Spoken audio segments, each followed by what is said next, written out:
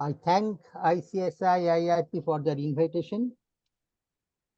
Friends, today our topic is turnaround of wholesale and retail sector under IBC. You know, this sector plays a very vital role in Indian economy. As per the survey undertaken, it shows that the contribution from this sector is 10% to Indian GDP, and for employment, it contributes 8% to the employment market of India. Also, the survey revealed that it will reach US dollar 2 trillion transactions by the year 2032. So you can understand the importance of the existence or turnaround of this sector in the Indian economy. So I have prepared one PPT. Let me share it with you.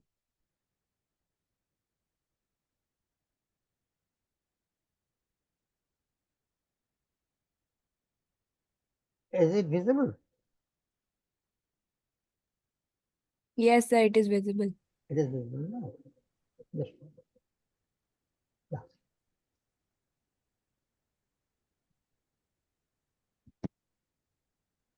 So friends, at the outset, I want to say that this topic, the subject, the matter of our discussion is a very subjective one. So I request all of you, please make it an interactive session. Ask question whenever you have, or you can also share your experience, or you can share your comment also at the time of our discussion, so that we can make it an interesting one. Okay. So I start with some disclaimer from my side. Those are that the views expressed in this presentation or the interpretation made here are purely my personal one, so that anyone can interpret or can have the other views in this regard. So friend, before I come to the topic of our topic, turnaround of wholesale and retail sector, I want to discuss with you very briefly the advent of Insolvency and Bankruptcy Code 2016. Why this code was introduced in our country by the government of India. I am sure that this such type of discussion will help us to understand the subsequent the subsequent slides also of our discussion. So you know the Insolvency and Bankruptcy Code 2016 has been enacted as a code in India which seeks to consolidate the existing framework for insolvency resolution by creating a single law in this area. I'll come to this point. Creating a single law in this area. The Insolvency and Bankruptcy Code was introduced in Lok Sabha in December 2015 and got the consent from the President of India in May 2016 and become effective from December 2016. It has been made as one. Paper publication కూడా ఇవ్వలేదు sir. నేను Sorry? గుర్తు చేసి చేసి చేసి నాకు Sorry? Complaint. Hello? Hello, come again? Yeah, tell me.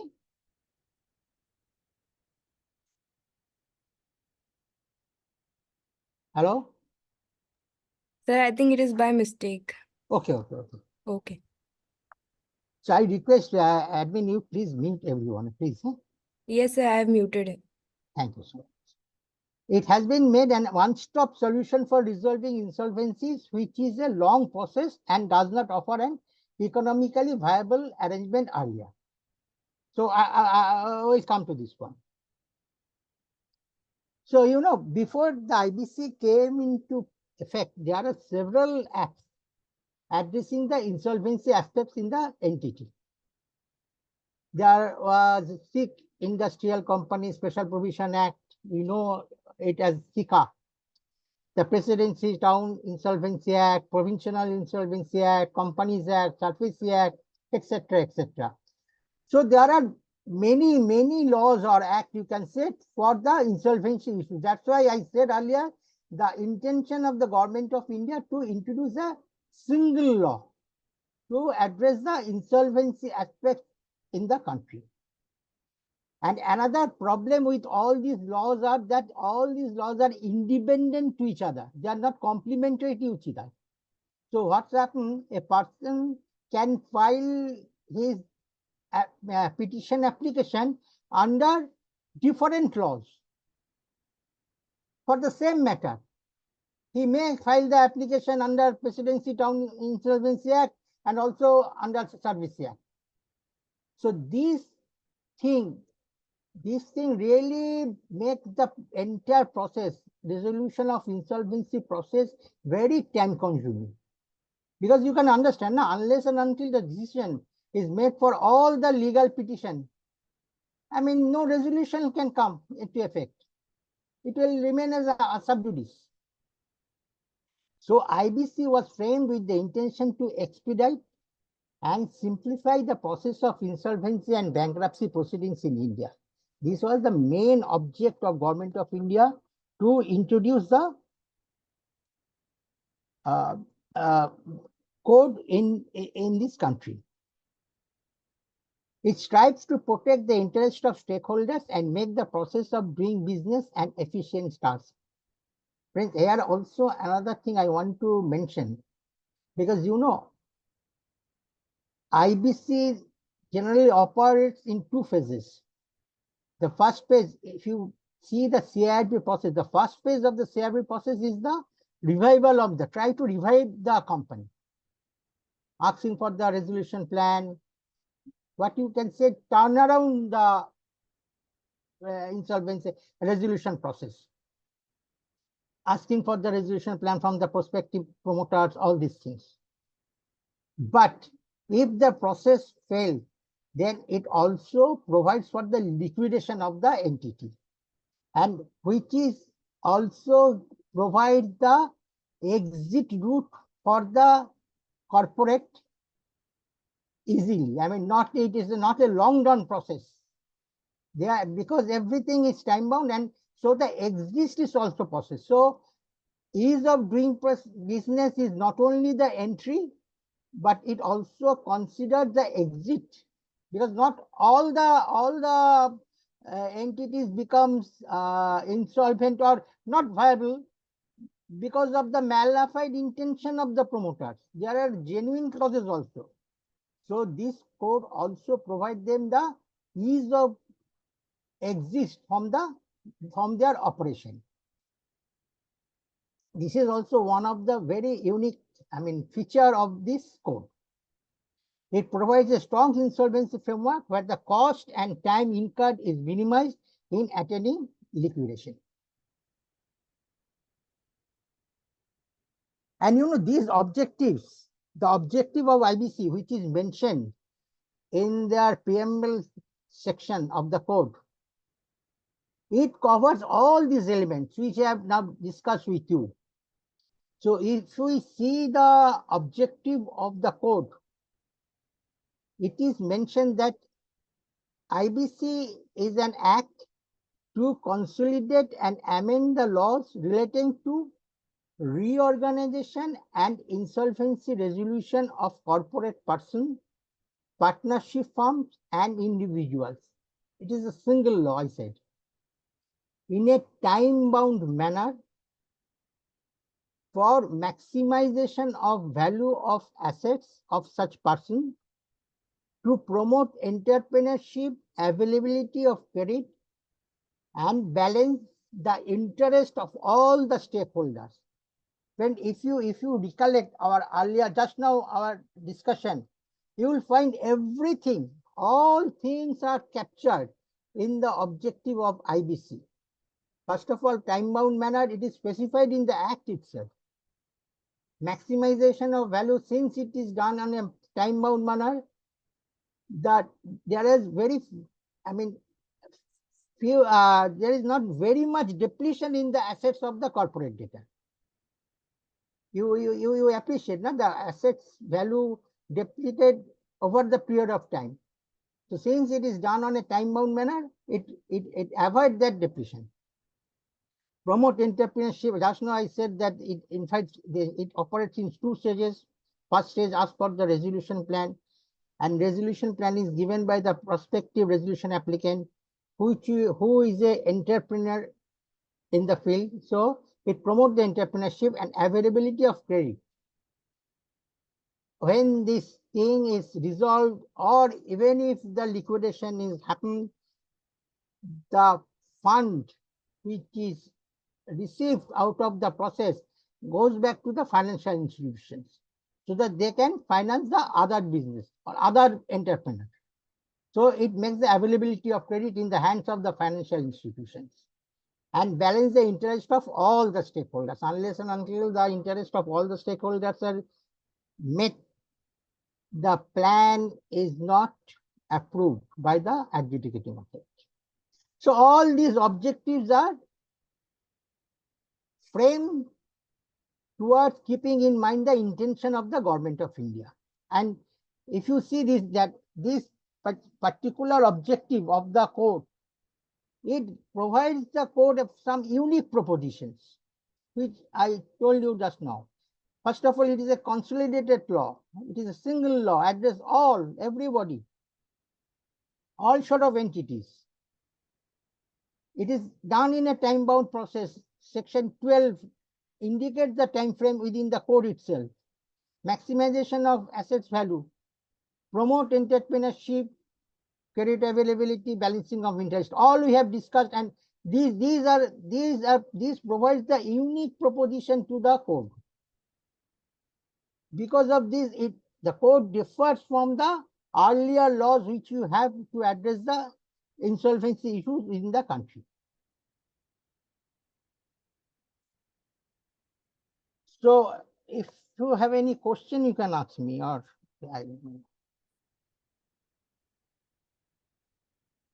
now we come to the concept of wholesale and retail trade. You know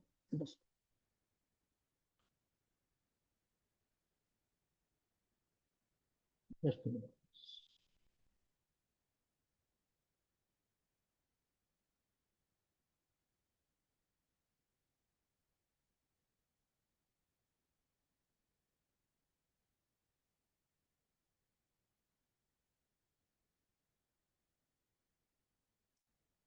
The wholesale or wholesalers are the companies that sell goods or services to other businesses rather than end user. I put a mark under the word end user. I'll explain it to you later. For example, a company that sells fruits and vegetables to different stores in the area is a wholesaler. So friends, wholesale business, they do not sell their product to the ultimate customer. The example which I have given, it says the company that sells fruits and vegetables to different stores in the area. Different stores is not the ultimate customer for these fruits or vegetables. So wholesale business or wholesale trade is not directly cater their product to the ultimate customer of that product. Most wholesalers sell bulk. That's why they are selling. Their product selling is a bulk one.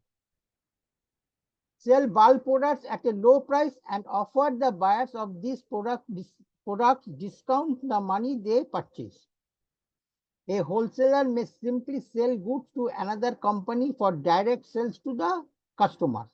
Yes, it sells to other stores. They sell their product directly to the end customer, end users. Or the wholesaler may also manufacture the goods up for the sales. They can be a manufacturer also, but they have no interaction with the directly with the user of their manufactured goods. So this is the definition of wholesaler and how they transact. The retail refers to the sale of goods or services in a way that end user directly receives them. So retail trade or retail business, they directly handle the end user. For example, a department store. If you visit a department store, actually I'm sure that you have noticed that this department store has the several brands in their possession. So the companies who have supplied them to those brands are the wholesaler. But retail store is directly selling those brands to the end user. So it is a retail business. Here the customers, end users can enter the store and purchase goods directly in that store without relying on the third party. Therefore, a retail business is one that distributes the final products directly to the customers. Generally, retail business sell a small number of goods. Unlike that, what I said that it is not a bulk transaction. Or services in comparison to the wholesale companies. So this is the concept of retail and wholesale and retail trade business. Now, if you see the differences, the key difference between wholesale and retail is who purchases the goods up for sale. I think it is clear to you. As for our discussion, that I said that the wholesale is not the customer of the wholesale trade is not the end customer, but the customer of the retail trade is the end customer. So who purchases the goods up for sale? In a retail setting, the end user or consumer is purchasing the goods or products directly from the retail store. A wholesaler sells goods to other stores in the retail sector rather than the end consumer. But here one thing I must say that, with the advent of digital technology, there is a very thin difference nowadays between wholesale trade and retail trade. All these wholesalers now have their online business where the end user or the end customer can purchase the goods directly from that wholesaler. I'll show you some name of this wholesale and retail business, and then we'll discuss, at length, what I mean to say. So with the advent of digital technology, the difference which we say that between the wholesale and retail has narrowed down to a great extent. Retailers are B2C entities. Obviously, this is business to consumer.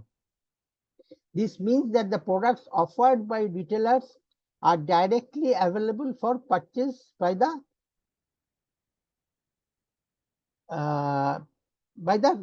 directly available for the purchase by the consumers. Whereas wholesalers are business to business, B2B, from one entity to another entity, transaction means. This means wholesaler sells goods to another business rather than to a single consumer. So this B2C and B2B has also, you will appreciate that, has narrowed down because of the digital technology nowadays we are used to operate. The establishment costs, legal costs, employee costs are much higher in retail sector because since retail sector caters to the ultimate consumer or ultimate user, so you can understand that they have multiple outlets, and all outlets they have the employees there. Since they are at they operate in the number of areas. Pan India basis. On Pan India, every state or maybe every city they have the establishment. So they are establishment cost and legal cost are also high. Whereas for wholesale sector, the inventory control and logistics are critical. Inventory and logistics are critical necessary as compared to the, okay. And also, this retail sector has to maintain their inventory also in different places. So, and supply of that from one place to another. So all these things are the very peculiar to the retail business and maybe in higher. But if you see the investment, quantum of investment, that quantum of investment is much more in wholesale trade, because everything they do in a bulk basis. So maybe the establishment cost, legal cost, individual cost elements are higher in the retail business. But if you see the quantum, the aggregate quantum of investment requirement, that is much higher for the wholesale sector because of their bulk operation. So mainly these are the difference between the retail and wholesale trade.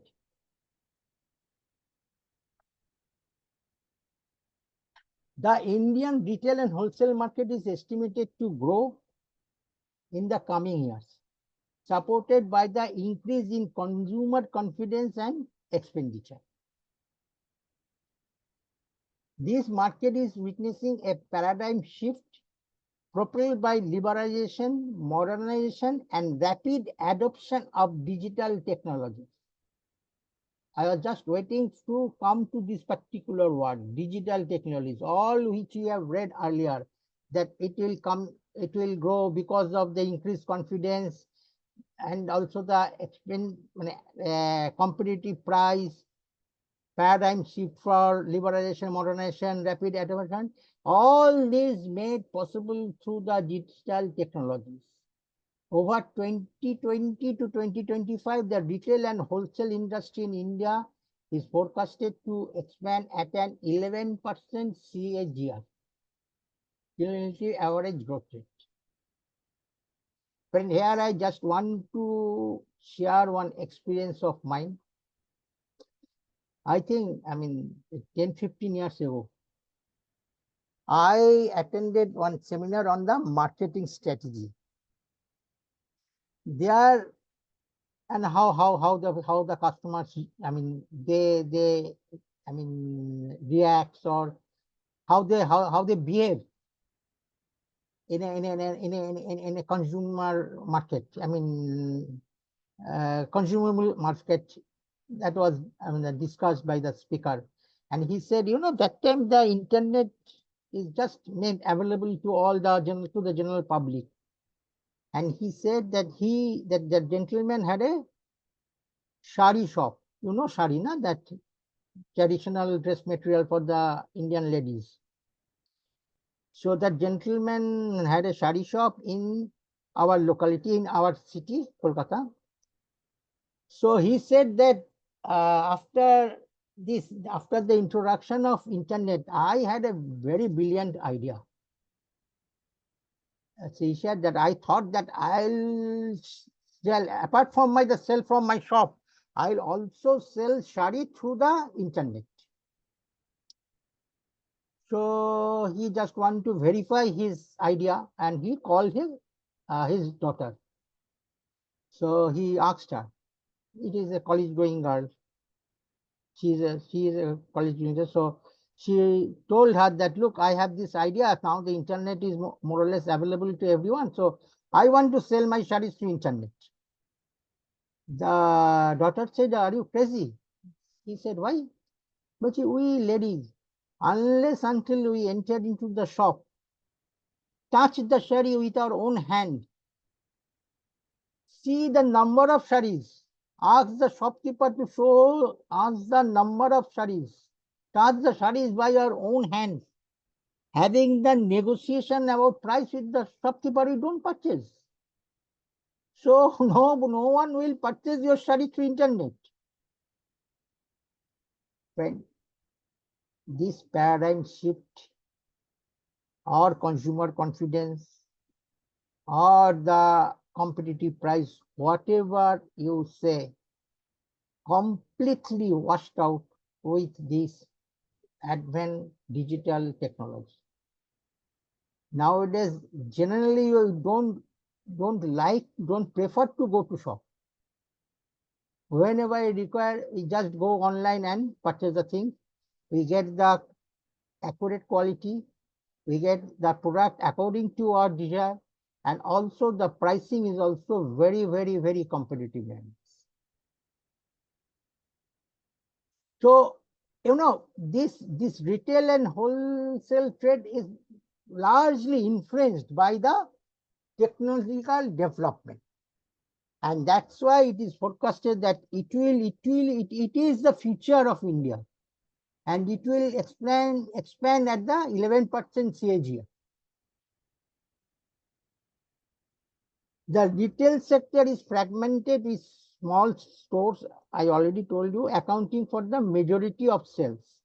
The organized retail sector is growing, but still account for a small portion of total retail sales. Till now, it is felt that the organized one. Till now, this retail business is in the hand of the individuals. Or you can see the family business sort of thing. So these are not organized, but this concept is also changing. As I said that many big entities, they have their wholesale trade operation as well as they have started online selling to the ultimate end users as a retail sale. As per the industry report, Indian retail market size is pegged at $822 billion, of which the organized segment, excluding e-commerce, accounts for about 11% of the overall retail market as on financial year 2019. This share is expected to increase to 16% over next 5-6 years, with the organized retail market growing at a CAGR of 20%. So you can understand that gradually this organized business will overcome the unorganized sector. Though this is much, higher than the, non-organized is more, but over a period of time, over the next 5-6 years, it is expected that it will be, the organized sector will overcome the unorganized sector in this retail business. That's why it is, the services that by 2032, it will reach $2 trillion transaction.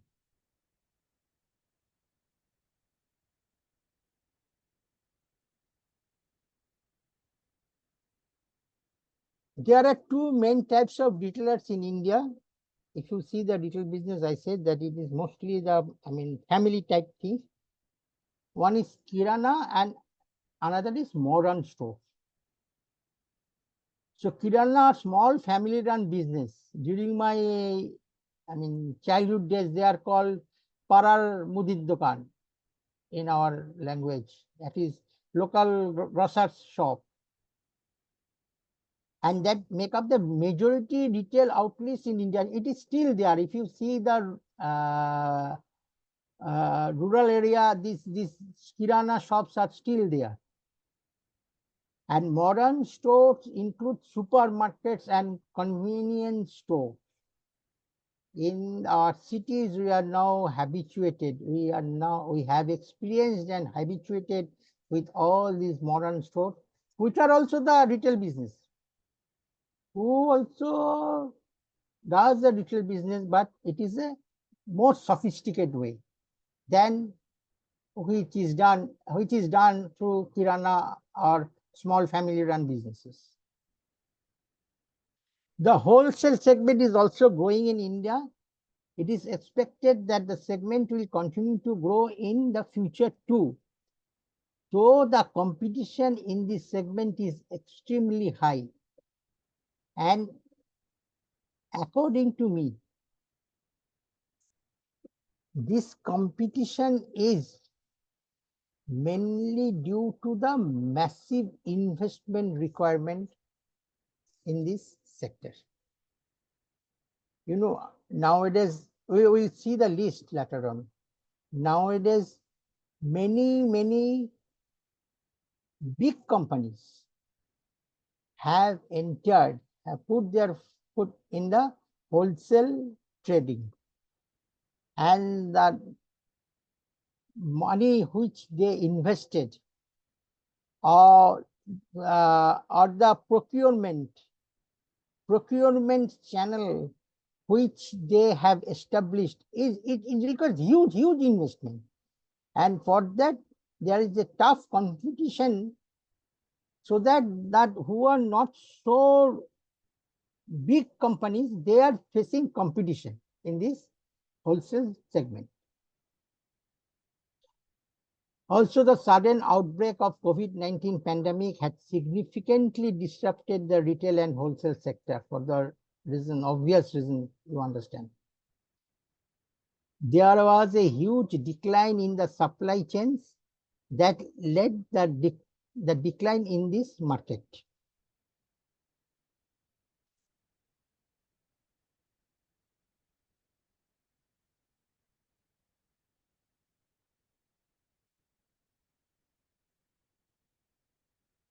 The market faced various challenges that restrained its growth. The market is now recovering from the impact of pandemic. It is estimated that sector will grow more in years to come. It is estimated that there will be a huge growth of retail and wholesale sector in India.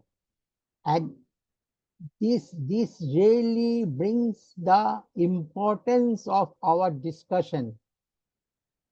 That is the turnaround of this sector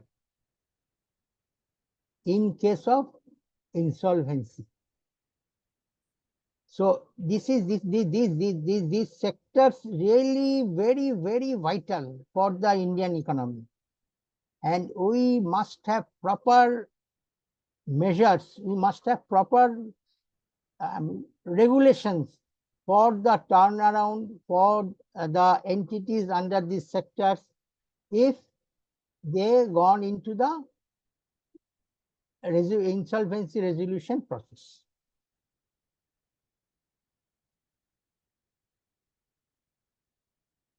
Another very important thing I want to mention, and this also have very much impact in our topic today, the turnaround, that is the inclusion of retail and wholesale trade under MSME.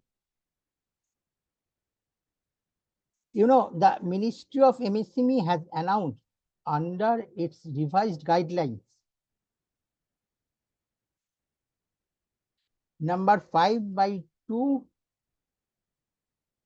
2021 EP and G policy blah blah dated 2/7/21, the inclusion of retail and wholesale trade as MSME and extending to them the benefits of priority sector lending under RBI guidelines. Friend, if you see earlier, this MSME stigma or MSME classification is available only for the manufacturing and service sector entities.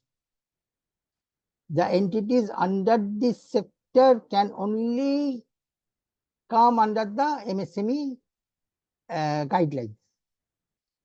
Now, through this circular, Government of India also include this retail and wholesale trade under MSME, and as a result of which they also now get the priority sector lending under RBI guidelines. RBI has framed the guidelines, I think all of you are aware of it, for financing the priority sector businesses.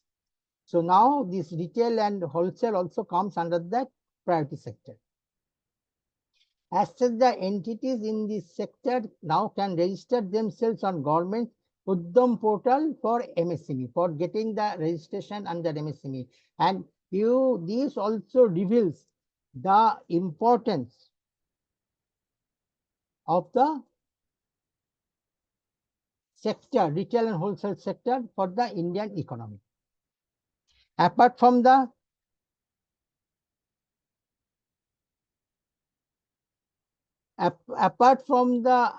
access to priority sector loan from banks, retail and wholesale trade enterprises can also take advantage of other schemes of MSME.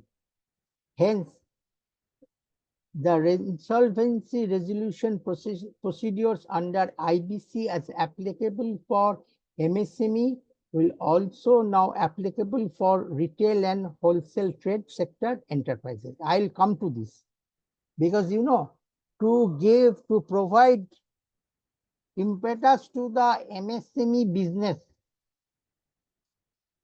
this IBC has provided certain provisions in the code itself. The Government of India has provided certain provisions in the code itself to help the MSME for the turnaround resolution.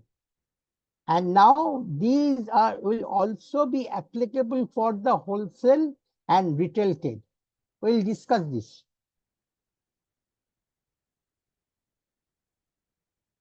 So do you have any question up till now or no question?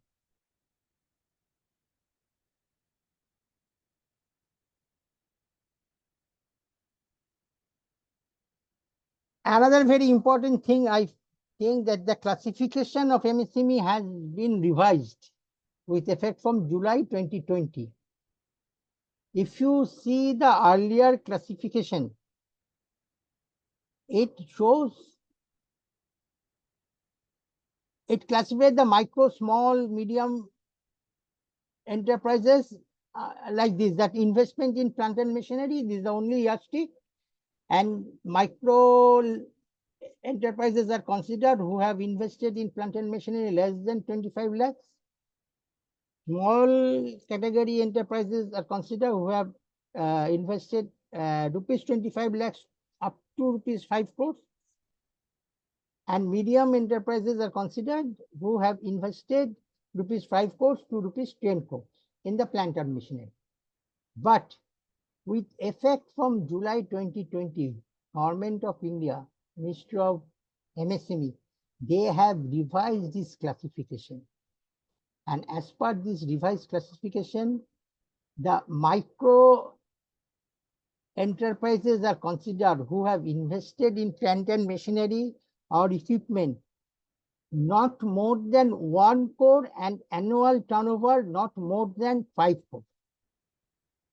So, friend, if you compare these two, earlier classification and this revised classification, you can find a huge jump in the amount of investment, and also the criteria of annual turnover has been put into under the consideration.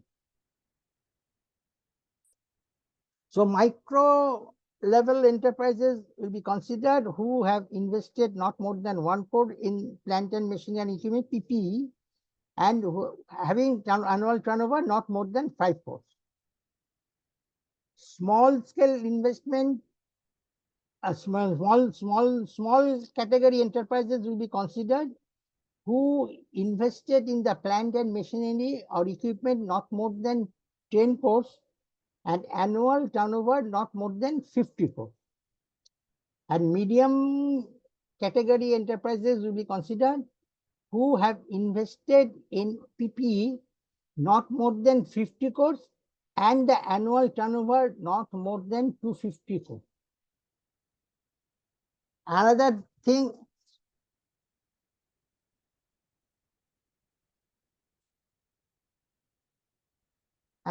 I am sure that you have noticed or you will appreciate that this revised classification is made to have the wholesale and retail trade under the umbrella of MSME. I told you that for the retail business, wholesale business, the amount of investment is huge. And well, for retail business, it is the turnover or the day-to-day transactions. So to cover both the sectors within MSME group, this investment as well as the turnover limit has been reclassified by the government of India. Am I clear? I mean, have you understood what I want to say?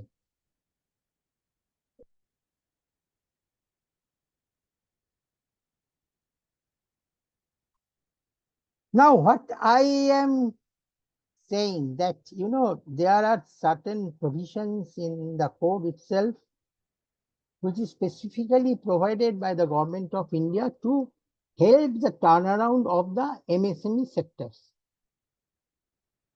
So, if you see section 29A, as per section 29A,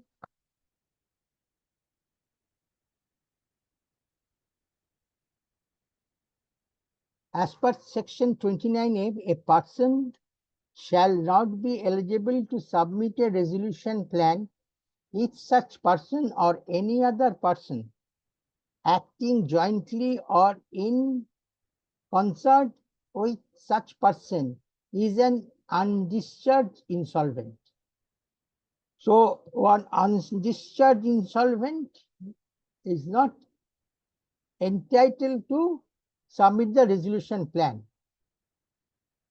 I am sure that you know about this resolution plan, because resolution plan is the key element under this code for the revival or turnaround of the entity who has been referred to the CIFT.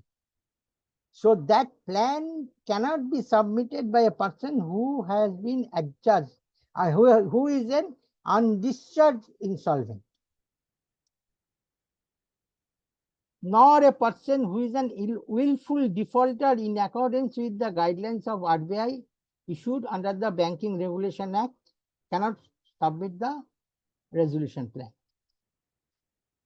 C, has an account or an account of a corporate debtor under the management or control of such person, or whom such person is a promoter, classified as non-performing asset by the RBI, and at least a period of 1 year has lapsed from the date of such classification. I have put these sentences in the bold on. I request you kindly notice this. We will discuss these things later. So this has been convicted for any offense punishable with imprisonment for 2 years or more. He is also not entitled to submit the resolution plan as per section 29A. Is disqualified to act as a director under the Companies Act 2013. Is prohibited by the SEBI from accessing the securities markets.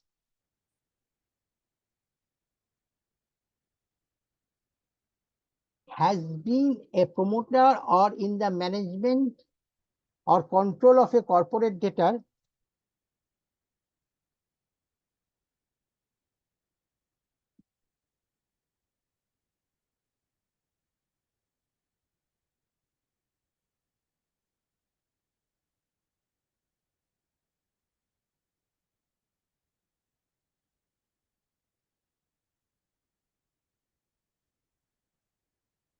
has been a promoter or in the management or control of a corporate debtor in which a preferential transaction, undervalue transaction,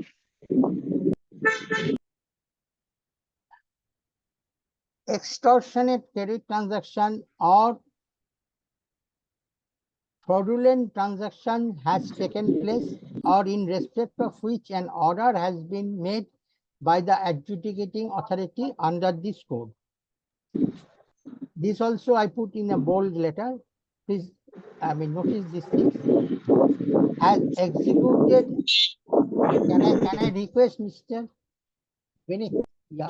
Vimal, please mute yourself. Has executed an enforceable guarantee in favor of a creditor in respect of a corporate debtor against which an application for insolvency resolution made by such creditor has been admitted under the code. So all these categories, as per section 29A, all these categories of person or entity, they cannot file the resolution plan for the what should I say, turnaround, or for the purpose of resolution of the insolvency process of the corporate debtor.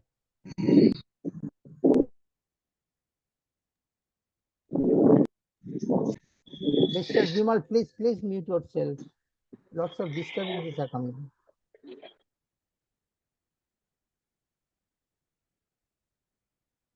Now, if we see section 240A, section 240A of the code provides an exemption to the resolution applicants under section 29AC. I requested you to note this bold letter. She said has an account or an account of a corporate debtor under the management or control of such person to whom such person is the promoter, classified as non-performing asset.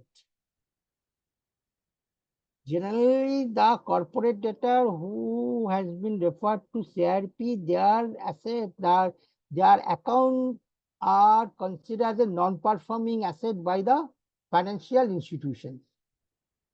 So 240A said the code provides an exemption. So it is exempted under section 240A that NPA, that corporate debtor, if his account is considered as an NPA under section 29AC, even then if that corporate debtor is under MSME, this section, the provision of this section 29AC will not be applicable. Similarly, 29AH, that he executed and guarantee. Nowadays what's happened, the personal guarantor, they provide the personal guarantee in respect of the financial assistance provided to the corporate debtor who has gone to CIRP. So if any person who has provided the personal guarantee in favor of a corporate debtor which is under MSME, then this provision of section 29H will also not be applicable.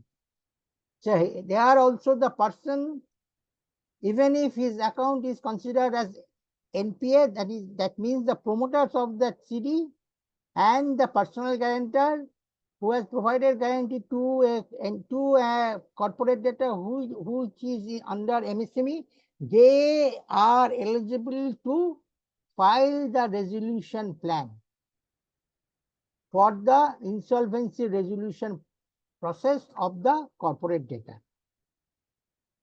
In other words, erstwhile promoters of the company or an undischarged surety can submit a resolution plan as a resolution applicant when the corporate debtor is an MSME. So friend, you will appreciate that this exemption under section 240A, which is granted to the MSME, plays a very, very vital role for the turnaround of the MSME, which nowadays also includes this wholesale trade and retail trade business.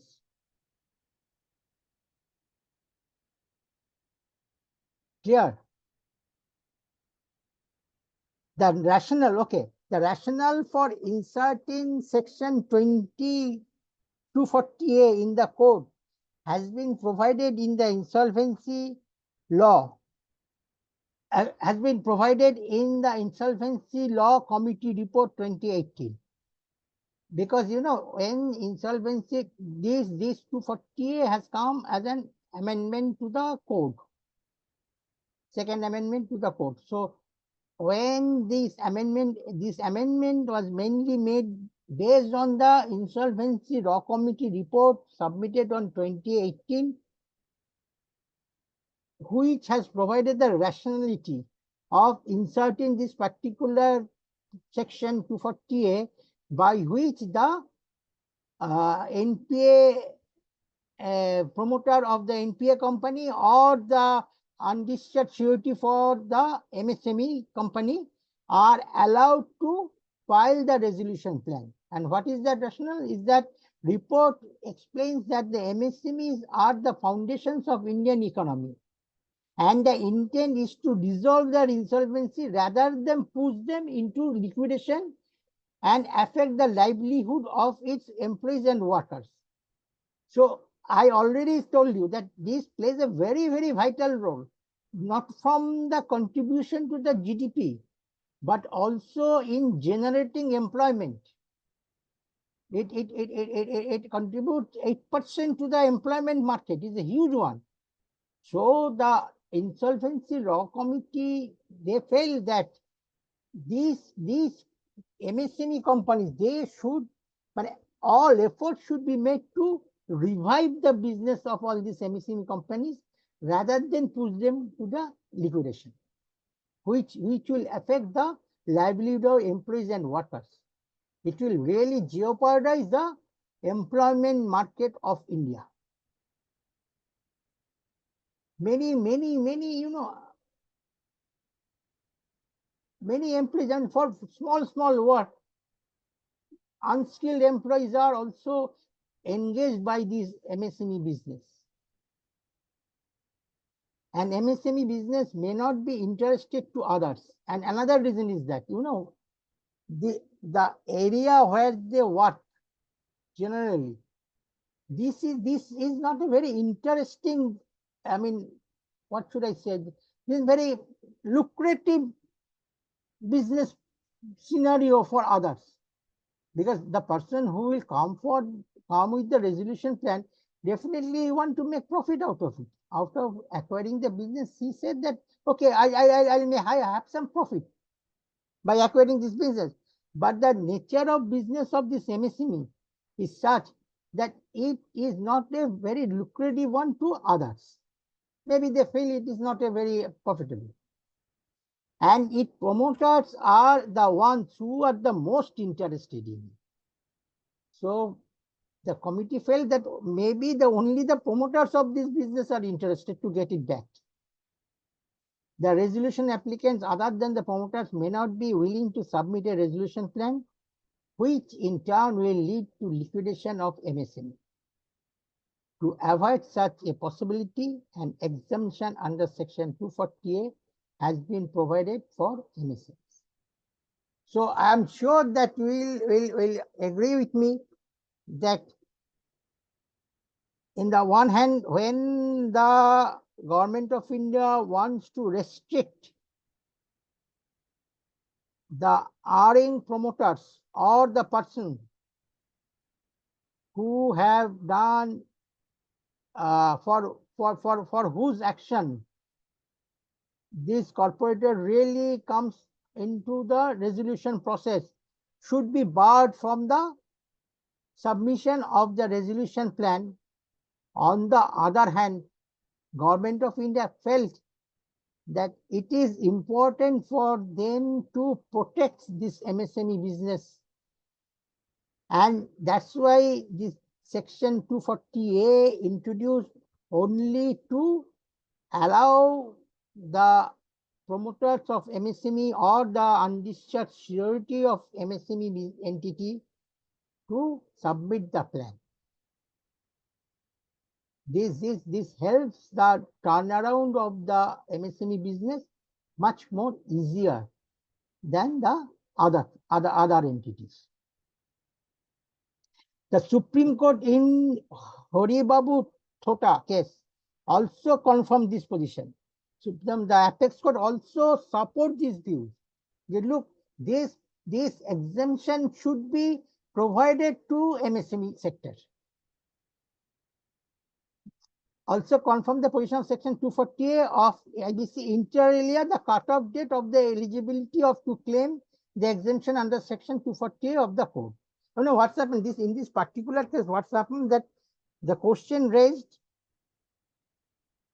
one MSME company gone into the CRP process, and you know when it gone into CRP, there was no registration certificate,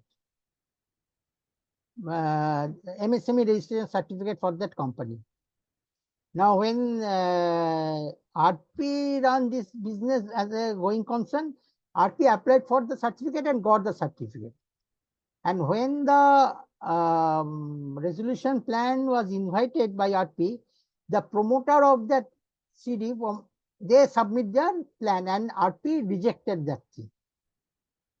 So they gone to first NCLAT, first NCLT was rejected, NCLAT rejected, then that matter reached to Supreme Court. And Supreme Court say that as per this provision, it is the certificate, and the certificate is relevant to be adjudged as MSME business or not, and that certificate is required at the time of submission of plan. In other cases, it is always mentioned that it is at the time of ICD. He said it is Supreme Court, the apex court said it is not ICD. It is not insolvency commencement date. Rather, this certificate, if obtained before the submission of plan, then it is sufficient. And also, Supreme Court supported the view that these facilities should be given to the MSME enterprises. Clear?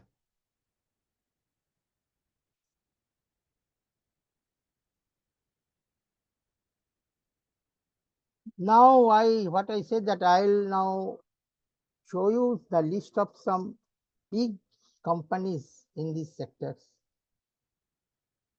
The wholesale sectors in India are booming, and the best companies in India list features some of the most renowned companies in the country. ITC. I think all of you heard of this company. Mostly it is in FMCG company, but is cigarette also they are one of the main product. Hotel, they are also in hotel business. Every is a very large conglomerate. ITC Limited has made a mark in the Indian food wholesale sector with its foray into the food business beginning in August 2001 with the introduction of Kitchens of India, ready-to-eat Indian government dishes. With its convenient export capabilities, the food industry in India is expected to grow rapidly in coming years. But you know, the activities, what I said, with the advent of digital technology, ITC Limited, first of all, is not only limited to this food wholesale sector.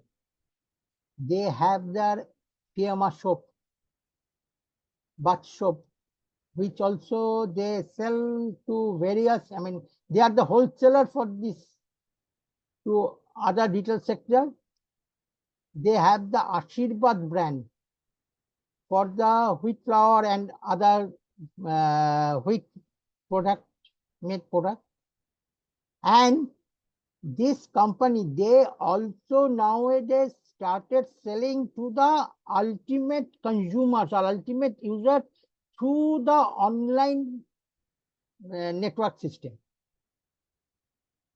So you cannot say, and that's why I said that the difference between the wholesale trade and retail trade has narrowed down severely. Very much it has narrowed down with the advent of digital technology. So this is ITC Limited. Then we have the Adani Wilmar, is a leading manufacturer and marketer of edible oil, rice, flour, and other food products in India. It is a joint venture between Adani Group and Wilmar International Limited, one of the Asia's largest agri-based companies. Adani Wilmar is known for its popular brands such as Fortune, Kings and Rag. I think you have you either you have purchased or you know that Fortune soybean oil, Fortune Kachi Ghani mustard oil, all this is a very famous brand. But Adani, I don't know whether they have started online retail business, but Adani is a wholesaler, according to me. They supply to all the departmental stores, their product.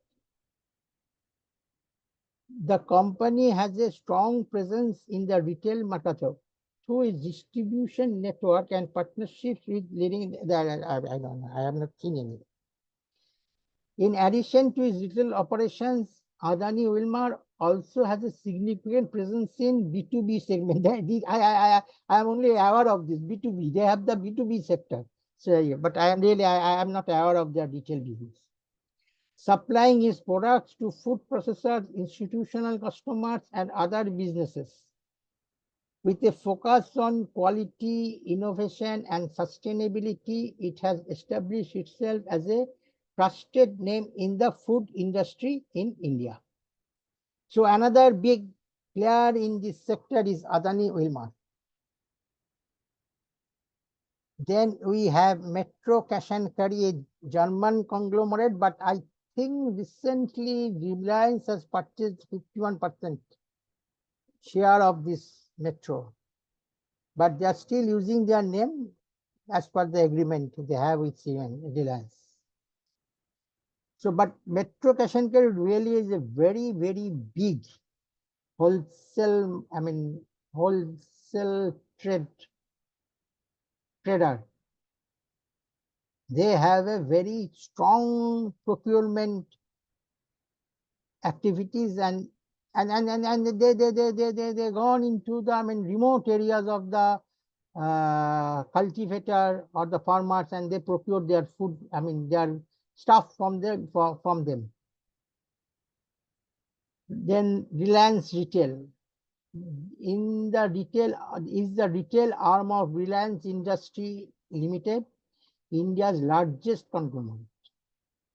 Founded in 2006, Reliance Retail is one of the India's leading retail companies with over 11,000 stores across 6,700 cities and towns.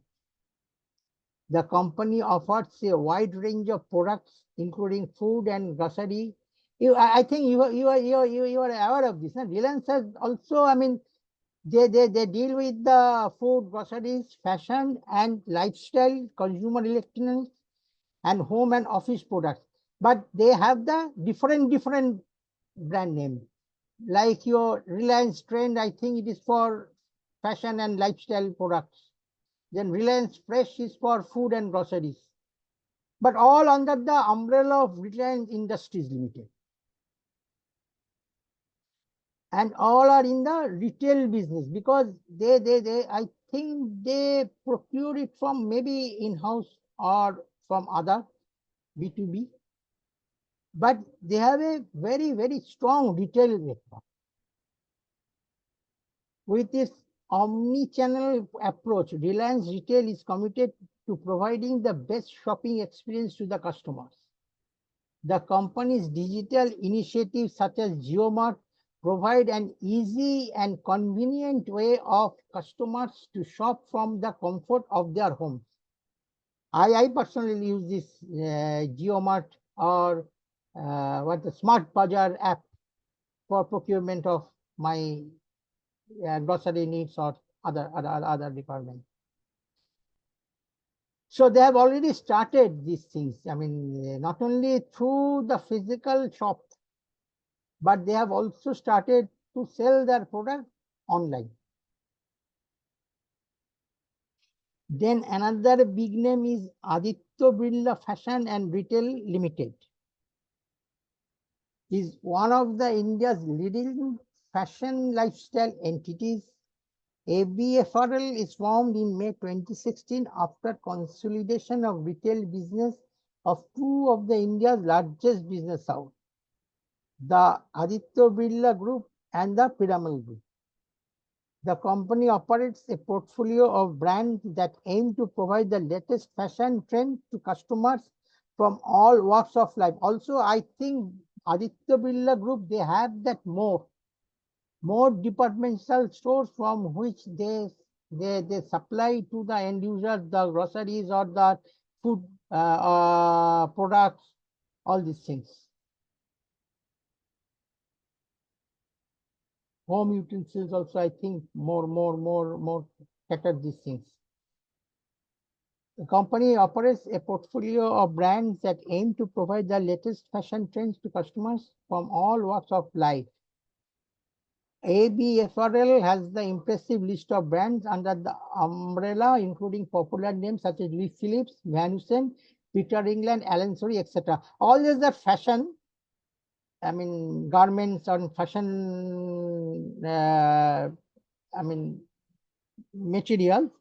But I know that the mode is also is also under this conglomerate, which caters the groceries and foodstuffs, or maybe the home appliances also to the end users.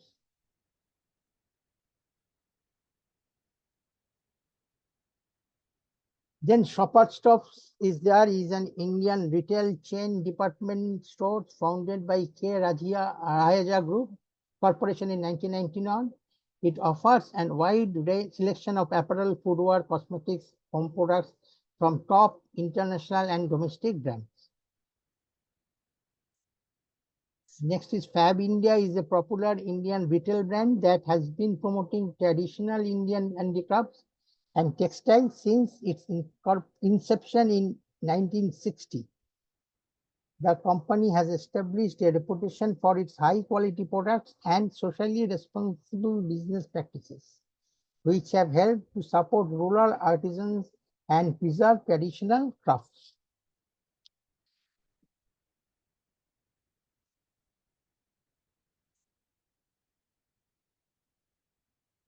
So, friends, these are the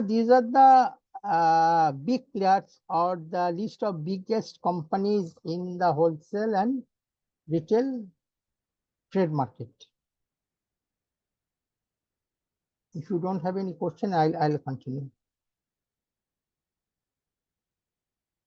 Now I will come to the turnaround of wholesale and retail sectors under IBC, and these I have prepared based on the current reporting in the newspapers and also reported in some of the survey reports.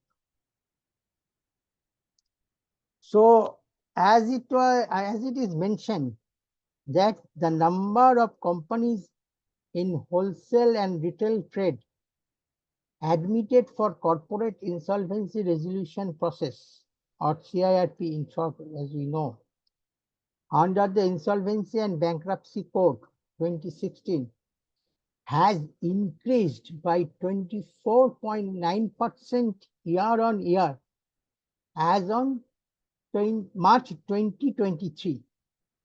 This report is up to March 2023, and where it is said that the number of companies in wholesale and retail trade only, it is not considered the other sector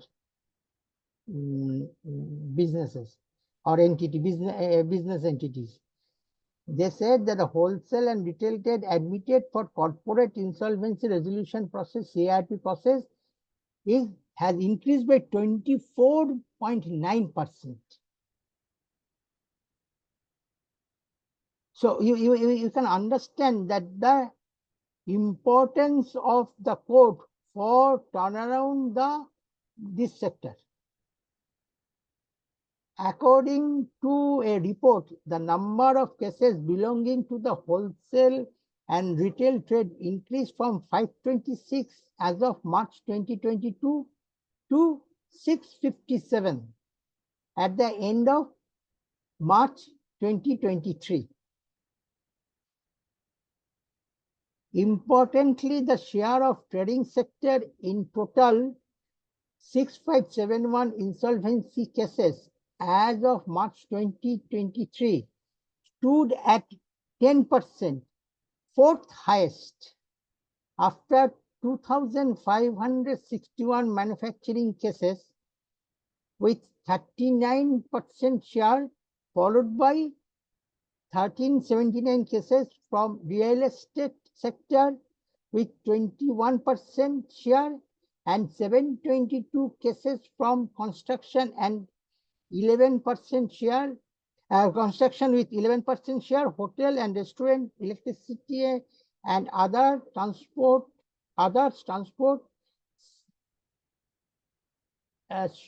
storage, etc., where other sectors with cases under CRP. So the study says that the trading sector or the wholesale and retail trading sector is 10%. 10%, I mean, the total number of cases 6571. The 10% of these cases have come from this wholesale and retail sectors who are undergoing presently the CIRP process as per the provision of the code. The CIRP is a recovery mechanism for a company's creditors in case the former fails to make a payment to them. The company's financial creditors, such as bank, operational creditors, such as vendors, suppliers, etc., or the corporate itself can apply for CIRP before National Company Law Tribunal, NCLT. Cases under CIRP have increased each quarter since the launch of IBC, highlighting the rising acceptance of IBC as an effective debt resolution mechanism. This study is not only made on the wholesale or retail trade, but this study is for the entire gambit of IBC code. So this study proved, or this study established the widely acceptance of IBC for addressing the insolvency resolution for the corporate data or business entities.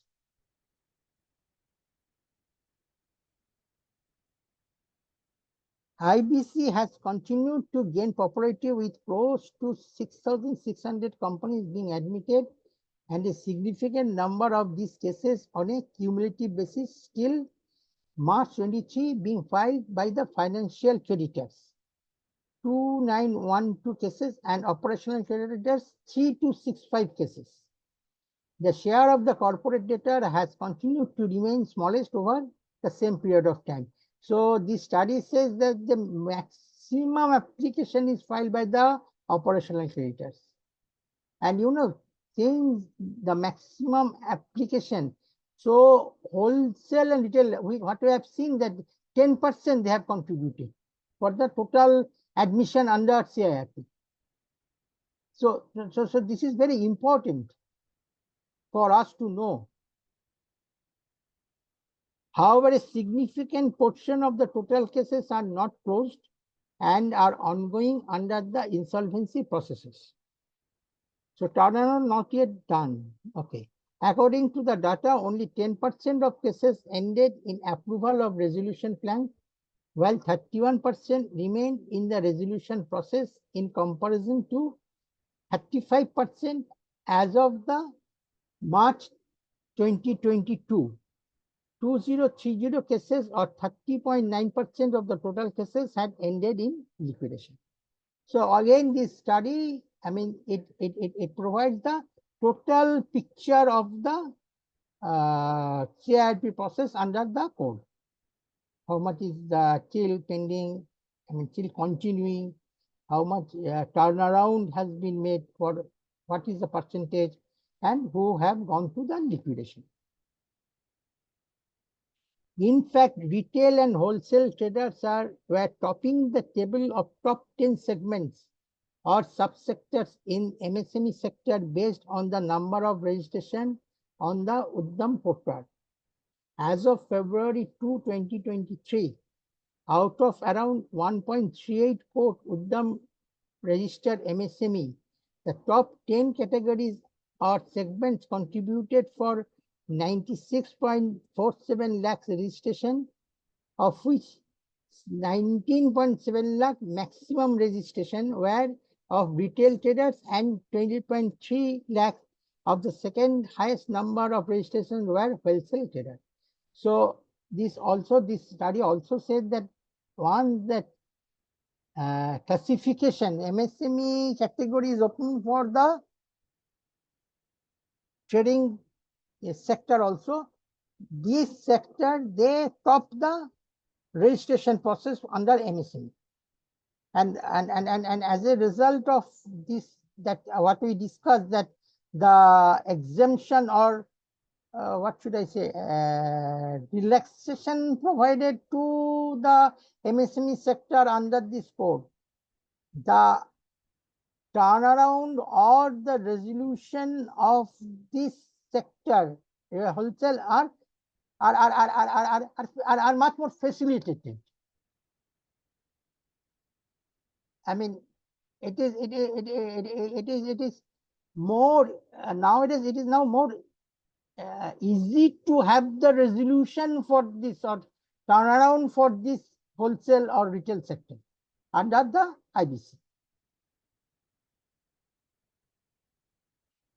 The Indian Institute of Corporate Affairs, in their report published during February 2021,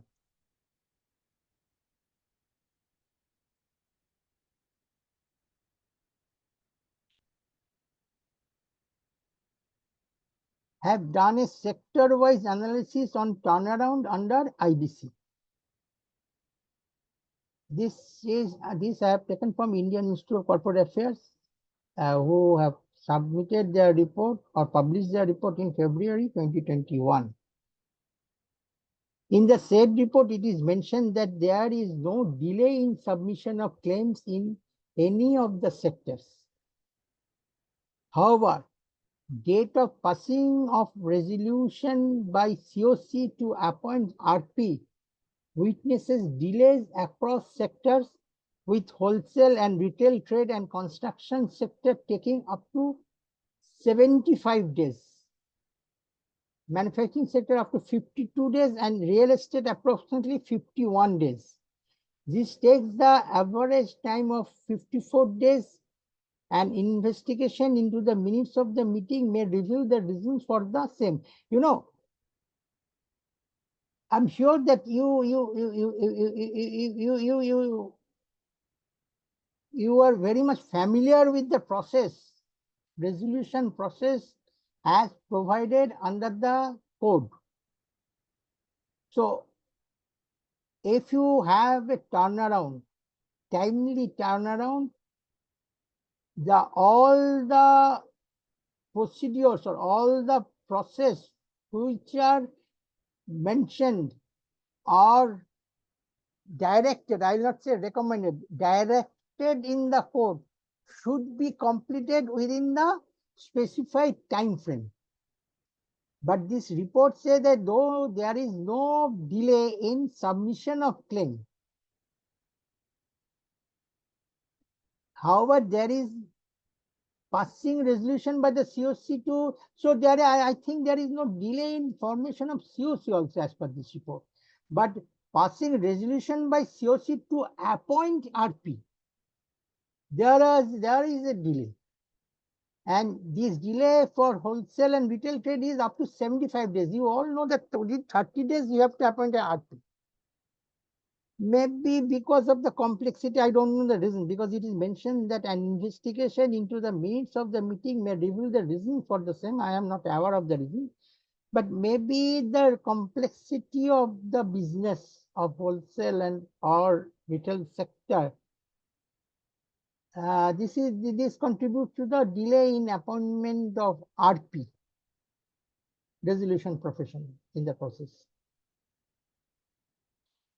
Similarly, it is mentioned the submission of EOI, expression of interest, gets delayed if CDs are from wholesale and retail sector, 162 days, it mentioned. So this reason, I think we are aware of it. We have discussed this thing. That is why that 240A has been introduced, because maybe the business sector, wholesale and retail sector, is not a very lucrative for the prospective resolution applicant. So anyway, there is the delay in getting the UOI for this sector. These sectors face delay in issuance of provisional list of RA. Okay, naturally. Issuance of the final list of RAs also faces delay across sectors, and the maximum delay is seen in wholesale and retail trade, wherein it takes up to 234 days. Submission of the resolution plan in these sectors takes longer. All the sectors reflect delays, with wholesale and retail trade sectors taking 236 days to get approvals of the resolution plan. 180 days is the time frame. So they said that it takes 236. All are in the average. I mean, so maybe some takes more time, or maybe some takes less time. I don't know. So these report, newspaper report, or the study, or the survey conducted by various agencies, these reveal how the wholesale and retail sectors are turnaround of the wholesale and retail sector under the provision of IBC. There are some delays also, but okay, more and more companies, I mean, they have come under the CIRP process, which means the lender or the applicant, they have chosen IBC for the resolution. They have chosen IBC for the insolvency resolution of the corporate debtor. That is a good thing.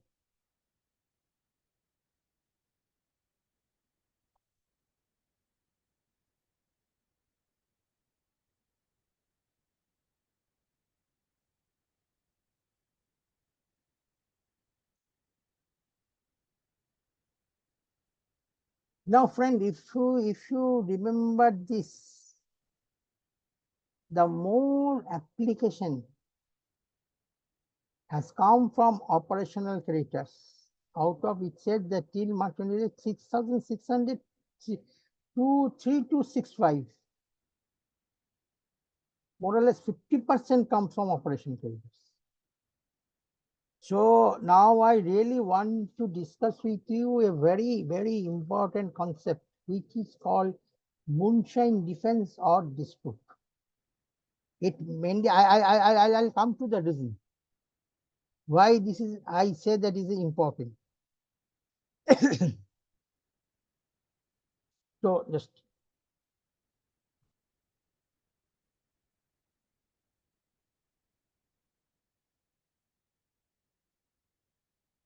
so if you see section 8 of IBC, I'm sure that I'm not going for a detailed discussion of the various types of application file. I mean, to tell a very nutshell that you know that section 7 application filed by the financial creditors, section 9 application filed by the operational creditors, section 10 application filed by the corporate debtors itself, if they find that they are not able to address their financial liability. And for the operational creditor, prior to file the application under section 9, there is a section 8, which requires them to file a notice, provide a notice to the corporate debtor and ask for the payment, or maybe to reply for the notice, against notice. I am coming to that. So if you see section 8.1, an operational creditor may, on occurrence of a default, deliver a demand notice of unpaid operational debt or copy of an invoice demanding payment of the amount involved in the default to the corporate debtor in such form and manner as may be prescribed. That is mentioned in the code itself or regulation itself. The corporate debtor shall, within a period of 10 days of the receipt of demand notice or copy of the invoice mentioned in subsection 1, bring to the operational creditor A, the existence of a dispute, if any, or record of the pending of the suit or arbitration proceedings filed before the receipt of such notice or invoice in relation to such dispute. So either they say that, look, there is a dispute, existing dispute, or some suit is going on. So so that's why this amount is not paid, because they filed the notice to demand the amount payment. B, payment is unpaid. The payment of unpaid operational debt, they can pay that by sending an attested copy of the record of electronic transfer of the unpaid amount from the bank account of the corporate debtor, or by sending an attested copy of record that operational creditor has encashed a check issued by the corporate debtor. So either way, they can, after getting that notice, they can pay the money and attach that electronic transfer of the payment, or they can say that, okay, this is already paid. They can put the evidence for in support of their payment.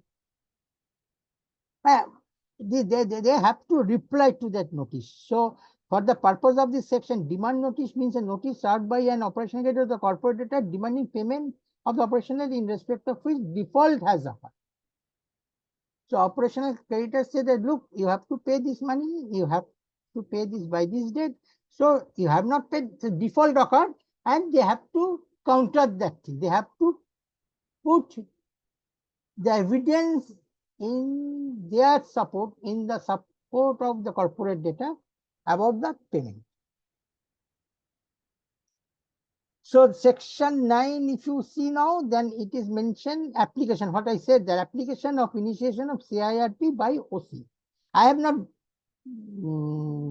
put the entire section. I put only those which are relevant for our topic. So if you see section 9, section 9(1) says that after expiry of the period of 10 days from the date of delivery of notice or invoice demanding payment under subsection 1 of section 8, if the operational creditor does not receive payment from the corporate debtor or notice of the dispute under subsection 2 of section 8, the operational creditor may file an application before the adjudicating authority for initiating a corporate insolvency resolution process. So either the corporate debtor make the payment or counter the claim. If they do not counter it or make the payment, then after 10 days, operational creditors are free to file the application under section 9 before adjudicating authority. That is NCLT against the for the initiation of CIRP for the against the corporate debtor. When what we are discussing is very important here. The subsection 5, 9(5). The adjudicating authority shall, within 14 days of the receipt of application under subsection 2 by an order, admit the application and communicate such decision to the operational creditor and the corporate debtor if, okay, I have not mentioned these things. So as per the provision of section 9(5), when the application is filed by the operational creditor, the adjudicating shall has to approve that application. If you see section 7, corresponding section 7 for financial creditor, there it is mentioned that it is the discretionary power in the hand of adjudicating authority, whether application should be accepted or rejected. But here it is mentioned adjudicating shall. And since it is shall, there is the real importance to understand this concept, which is called concept moonshine defense or dispute. I am coming to it with more details.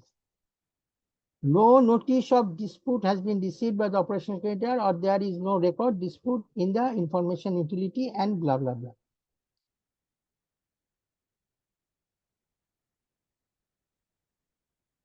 Then the rejected. No notice of dispute has been received by the operational creditor, or there is a record of dispute in the information utility, or moonshine dispute or moonshine defense, friend, has not been defined in the code. Nowhere it is defined.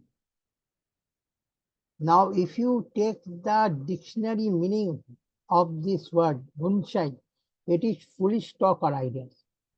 So, if it can be proved, they look, this claim made by the operational creditors are, I should not say foolish, are not genuine, then only then the application will be rejected by the adjudicator. Otherwise, as per section 19(5), it shall be accepted. So how it will be proved? It will be proved only on the basis of providing evidence of the pre-existing dispute. And again, because I am saying all these things because turnaround, the question of turnaround comes after the application is admitted. So this also very critical according to me to understand in this respect the how the application will be accepted or will be admitted by the adjudicating authority. So application as such will be admitted, but if and only if it can be proved that the allegation which is put by the operational creditors against which there is a pre-existence dispute. Otherwise, I mean, if it is not, that's why it is said that moonshine defense or dispute, nobody will accept you this thing. If it is proved that, look, the defense which is now taken by the corporate debtor is the moonshine defense, foolish or, I mean, absurd, not appropriate, or the dispute which is raised by the operational creditors are moonshine dispute, not appropriate, only in that case the application will be rejected. So there are various judicial pronouncements on this moonshine defense or dispute. I will discuss certain point, certain judicial pronouncement to give you a very clear idea about these things. Friends, when I'm sure if you come into, if you have to face any such thing in your future assignment, you have to judge the things with the help of this judicial pronouncement. I mean, what sort of defense if you act as a consultant or practice as a advisor for the corporate debtors, or even if you are acting as the RP or IRP, you should have the proper knowledge of to understand the pre-existing dispute. The first case is judicial pronouncement which I am presenting before you is the Mobilox versus Kirusa. Supreme Court interprets the existence of dispute as per IBC law. And I am telling you, so far I know, I think this is the first case in NCLT, in NCLAT, in Supreme Court also, where the question comes about the existence of dispute. What does it mean? So in this case, through the pronouncement, Supreme Court interprets what does it mean. The Supreme Court in Mailbox, in Mobilox, Innovation Private Limited versus Kirusa Software Private Limited settled the widely debated question of what constitutes existence of a dispute in the context of an application filed by the operational creditors for initiating of corporate insolvency resolution process of the corporate debtor under IBC. If you see the brief fact, then it is said that it is Mobilox engaged Kirusa for providing various services in relation to conduct of televoting for a TV program. The parties also executed a non-disclosure agreement, both Mobilox and Kirusa, under which Kirusa had certain confidentiality obligation towards Mobilox. Kirusa raised monthly invoices on Mobilox for services provided. However, Mobilox informed Kirusa that payment against such invoices were being withheld due to breach of NDA by Kirusa. They didn't pay. So what's happening? Kirusa sent a demand notice to Mobilox under section 8.1. We have already seen of IBC. Mobilox responded to the demand notice stating inter alia that there was existence of serious and bona fide dispute between the parties, including breach of NDA by Kirusa, which was already brought to Kirusa's notice long back.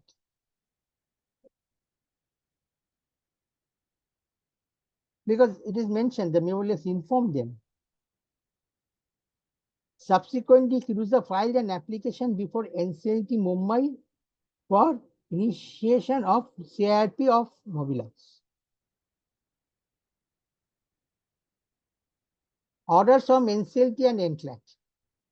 NCLT Mumbai dismissed Kirusa's application on the ground that Mobilox replied to the Section 8 notice mentioning the existence of dispute. So they sent notice, they replied, and NCLT is of the opinion, look, they have given replied, and so I reject your thing. It is not shall admit. Since the reply is given, so I reject. An appeal against NCLT was filed by Kirusa before National Company Law Appellate Tribunal. NCLAT allowed Kirusa's appeal on the ground that Mobilox reply to demand notice did not raise a dispute within the meaning of 5.6 or section 8.2 of IBC. Friend, if you recollect 5.6, the definition is given for the dispute.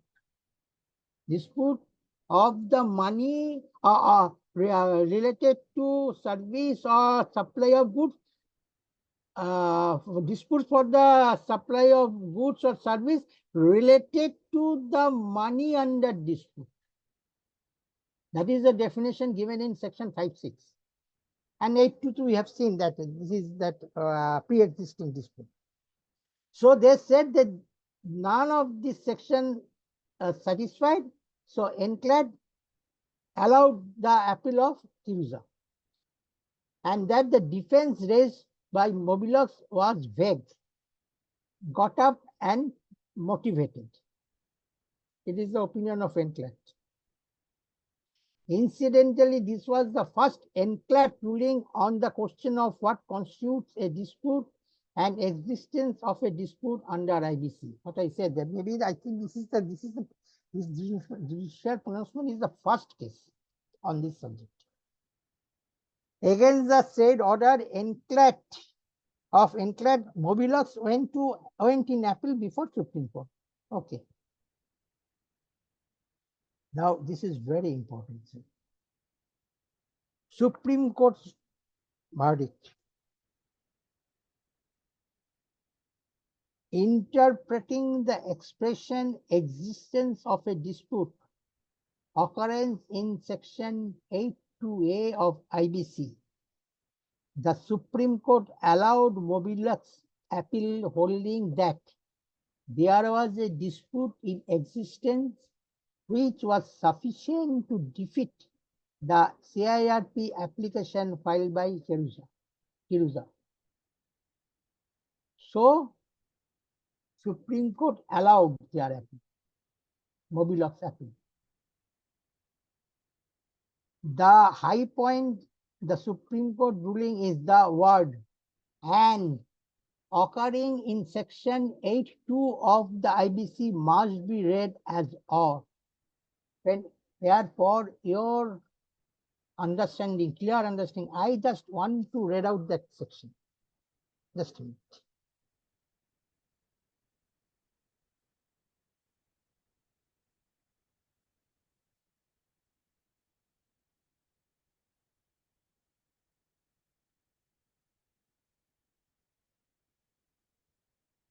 If you see section 8.2a, 8.2, it is said that the corporate debtor shall, within a period of 10 days of the receipt of the demand notice or copy of the invoice mentioned in the subsection 1, bring to the notice of the operational creditor A, existence of a dispute, if any, and record of the pendency of the, it has been changed, it has been amended, but I purposefully, I didn't read that word, or, and a record of the pendency of the suit or arbitration proceedings filed before the receipt of such notice or invoice in relation to such dispute. So, earlier the word and was there, and Supreme Court said, look, this and their existence now. Supreme Court said it should be read as or. They said that they dispute or there is an existence. Supreme Court said that there is a dispute, if any, the corporate said, or the record of a pendency of the suit or arbitration proceedings. So either they dispute, they mention the dispute, or they should, and not. They should mention that there is a pending arbitration proceedings or suit against that claim. Am I clear? The issue really was that word and in section 8.2a IBC suggests that a dispute between the operational creditor and the corporate debtor will be in existence only if a suit or an arbitration proceeding on the dispute is pending before receipt of demand notice.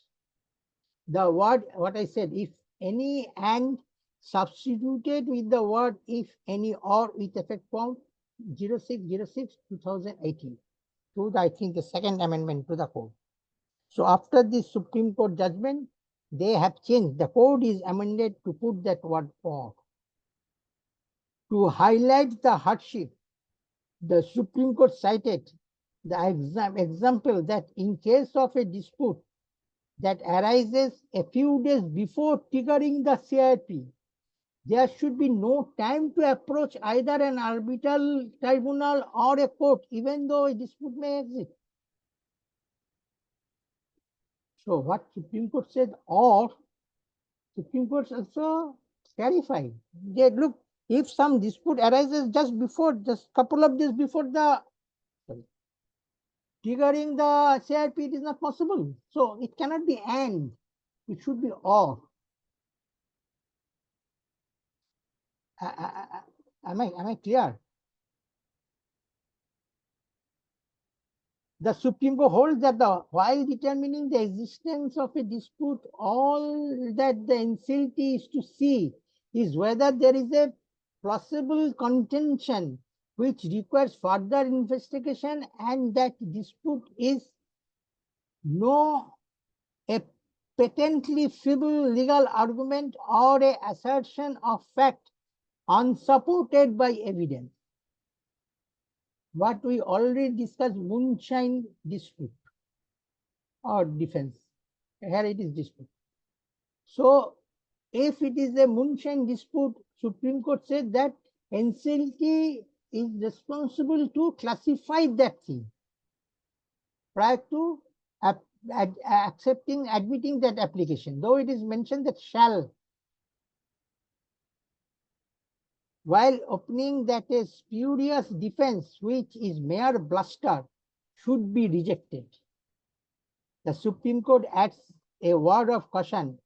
While determining whether dispute exists or not, NCLT is not required to satisfy itself that the defense is likely to succeed or examine the merits of the dispute. That is, he said it is not the responsibility, it is not, it is not the duty of the adjudicating authority to see the merit of the dispute, no, but to see that with evidence it is provided that there is a dispute.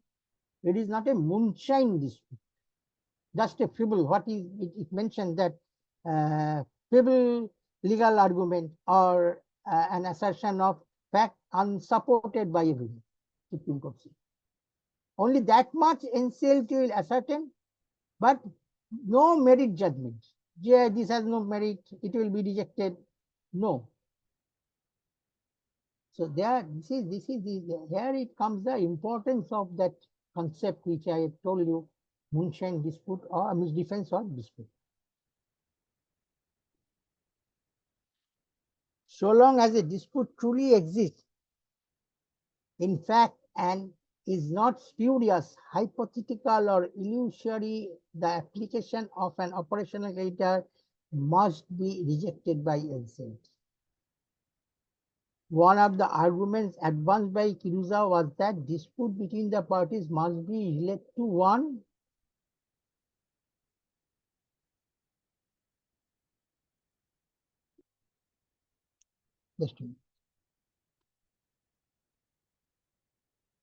one of the three sub-clauses mentioned in section 5.6 of IBC, that is, it must relate to the existence of the amount of the debt or quality of goods or services or breach of a representation or warranty. This contention was rejected by Supreme Court on the basis that the definition of dispute was an inclusive one and that the present case was not one where a suit or arbitration proceedings had been filed before receipt of demand notice, only in which case dispute must relate to the three sub-clauses of section 5.6. So if any suit is filed or in arbitration proceeding filed, then only the definition which I told you that given in section 5.6 to be seen. Otherwise, if it is a genuine dispute supported with evidence, the application will be rejected. Only in case of case is filed, then this provision of section 5.6 to be seen. Going by the test of existence of a dispute, it was clear that the respondent had raised a plausible defense. There is no amount outstanding to the appellant. Rather, there was a recovery due from the appellant. The apex court found that there was a pre-existing dispute with regard to the alleged claim of the appellant.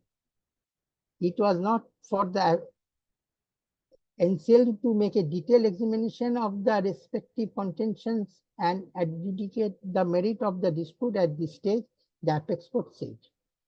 The apex court also remarked that the NCLT, while exercising power under section 7 or section 9 of IBC, is not debt collection forum, but it is not the object of the IBC, and it is not the object of IBC that CIRT should be initiated to penalize solvent companies for non-payment of disputed dues claimed by an OC. It was patently clear that an OC can only trigger CIRP process when there is an undisputed debt and a default in payment thereof. However, if the date is disputed, the application of the OC for initiation of CIRP must be dismissed. The NCLT committed a grave error of law by admitting the application of the OC despite pre-existing dispute. The NCLAT rightly allowed the appeal on behalf of the respondent. The appeal court found no ground to interfere with the judgment of NCLAT and dismissed the appeal. So this is the case we discussed, Mobilox and Kirusa, where Supreme Court categorically interprets the existence of dispute, how it will be treated. Now I have noted another case. It is also on this existence of dispute matter. This case is Nike India Private Limited versus NK Brand Distribution Private Limited. And it is under the wholesale distribution category. Nike comes under wholesale, but again I'm said with that technological development, digital technology, Nike also sell the product online. But this particular case here, it is under the wholesale trade category. The fact is that an appeal filed by Messrs. Nike India Private Limited before Honorable NCLAT, New Delhi, against the order dated 22/12/2022, by which the Section 9 application filed by the appellant to initiate insolvency proceedings against one of his distributors was dismissed on the ground of pre-existing dispute. So Nike gone to NCLAT. Section 8 notice was issued on 6/11/2020 for an amount of 315,53639, and the corporate debtor submitted a reply on 15/11/2020 to the said notice, disputing the claim and raising various issues against the operational creditor. A reply to Section 9 application was also filed. Reply to the Section 9 application was also filed. The adjudicating authority, after noticing the judgment of Honorable Supreme Court in Mobilox and Kirusa Software Private Limited, dismissed the application. NCLT dismissed it because they NCLT rely on this Mobilox and Kirusa decision of Supreme Court. The appellant's counsel argued that the pre-existence dispute was raised by the corporate debtor. In reply, Section 8 notice was a moonshine defense or dispute. In the distributorship agreement between the parties, there was no liability which could have been fastened on the ground of sale on a lower price by the corporate debtor, and further, under the agreement between the parties, no claim could have been raised. So the defense, plea which the applicant lawyers has taken, that the defense which is taken by the respondent is a moonshine defense. Observation by the NCLAT. NCLAT observed that as per reply under Section 8, which had been made an annexure to the appeal of the corporate debtor, has specifically denied the claim of the applicant and raised various claims totaling to 345,59,139 on account of non-reimbursement of claim of GST in full on the closing stock, additional discount as per the addendum to agreement for the MRP and invoice value, defective stocks lying at that day, etc., etc. So this is the observation that these are the points dispute the respondent had raised in his reply. The observation of NCLAT is that thus NCLAT observed that the reply to section 8 notice raised issues pertaining to pre-existing disputes between the parties. And NCLAT not satisfied with the submission of the appellant, the dispute is a moonshine dispute. So friends, I think this case also provides the clarity on the concept of moonshine dispute or defense.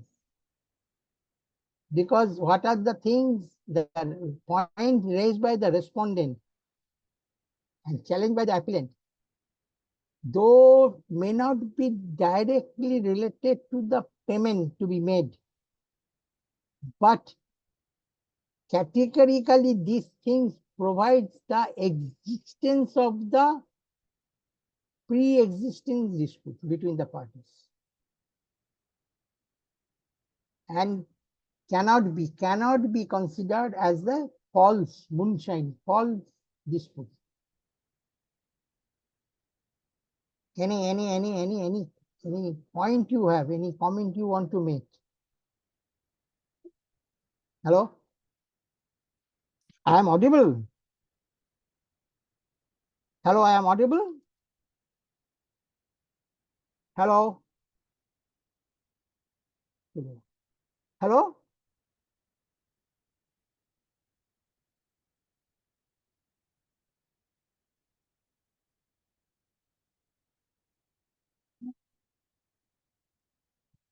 Hello, hello, can you hear me? Hello? Yes, sir, you are audible. Oh, Yeah, you are audible, sir. Okay. Thank you so much. I thought that I lost it. Okay, but any question, any comment you want to make? Okay.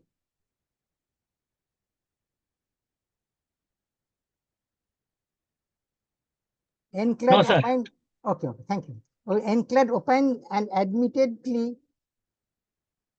opined that admittedly the distributorship agreement between the parties was not disputed and the appellant has claims against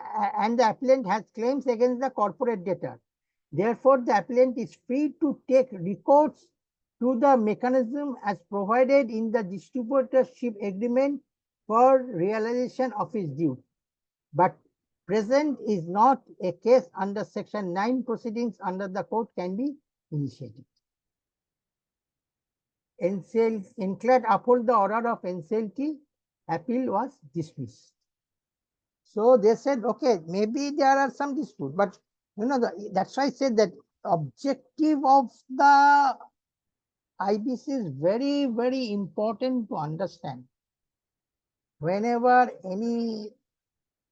to analysis anything, not only litigation, analysis anything, any process, any procedures under the code. They said that recovery is not the objective of IBC.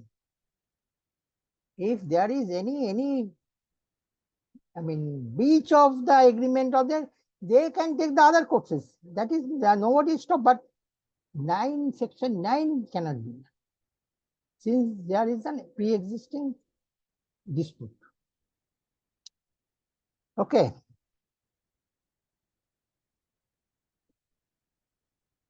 Then I have another judicial pronouncement.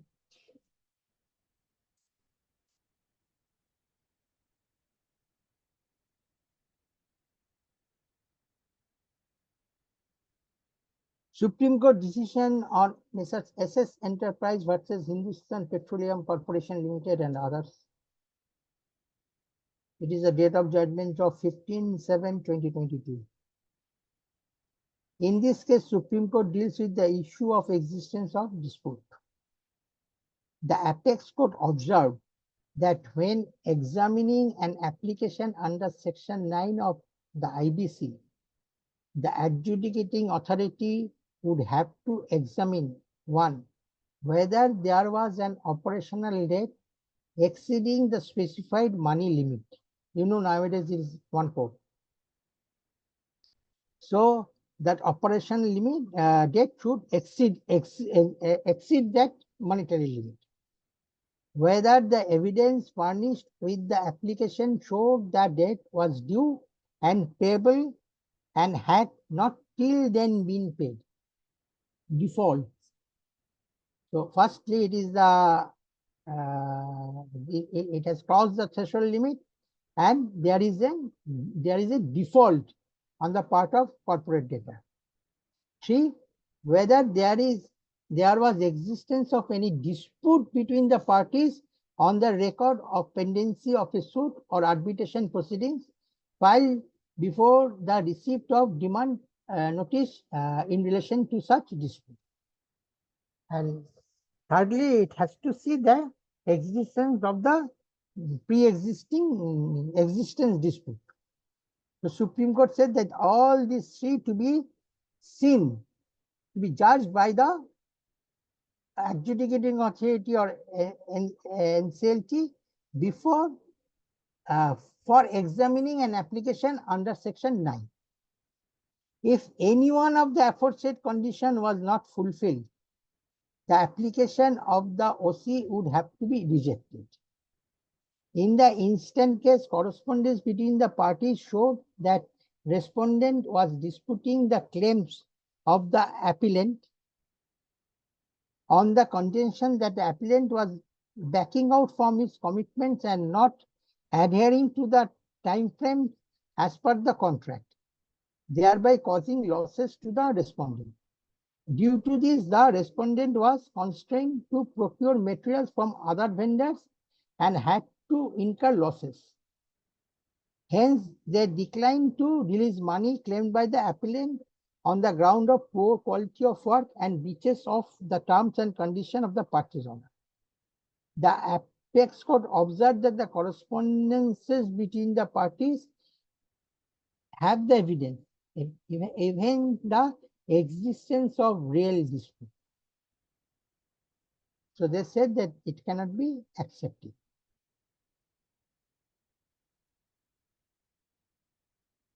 Recently, order pronouncement on 02/03/2023, the National Company Law Tribunal Jaipur bench, while adjudicating an application under Section 9 of IBC in the matter Narayan Organics Private Limited versus Prague Polytech Private Limited, has held that an application under Section 9 of IBC must stand the test laid down by the Honorable Supreme Court in Messrs. SS Engineers versus Hindustan Petroleum Corporation Limited and others, which we see just now, have seen just now. In this matter, the OC Narayan Organic Private Limited supplied goods to CD Prague Polytech Private Limited against a purchase order issued to them. The CD failed to make payment of outstanding invoices from 29/5/2017 to 27/9/2018, amounting to rupees 87 lakhs. Okay, that time the limit was not increased.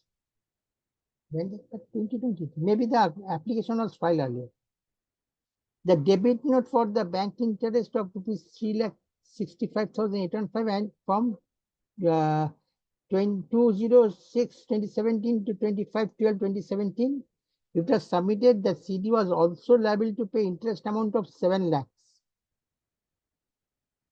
31,989 at the rate of 18% per annum under the terms of the invoices.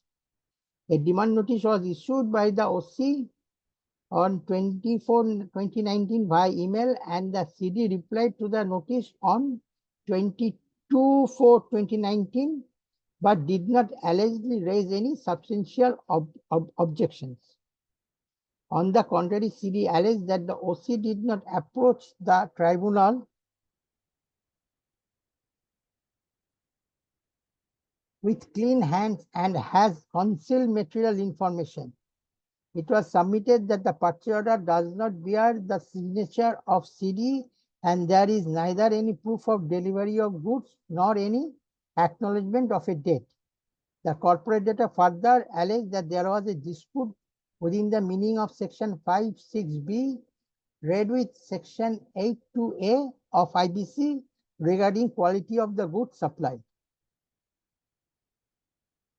CD further alleged that there was a dispute within the meaning of 5 supplied, which were significantly different in quality from the sample standard at the time of negotiation.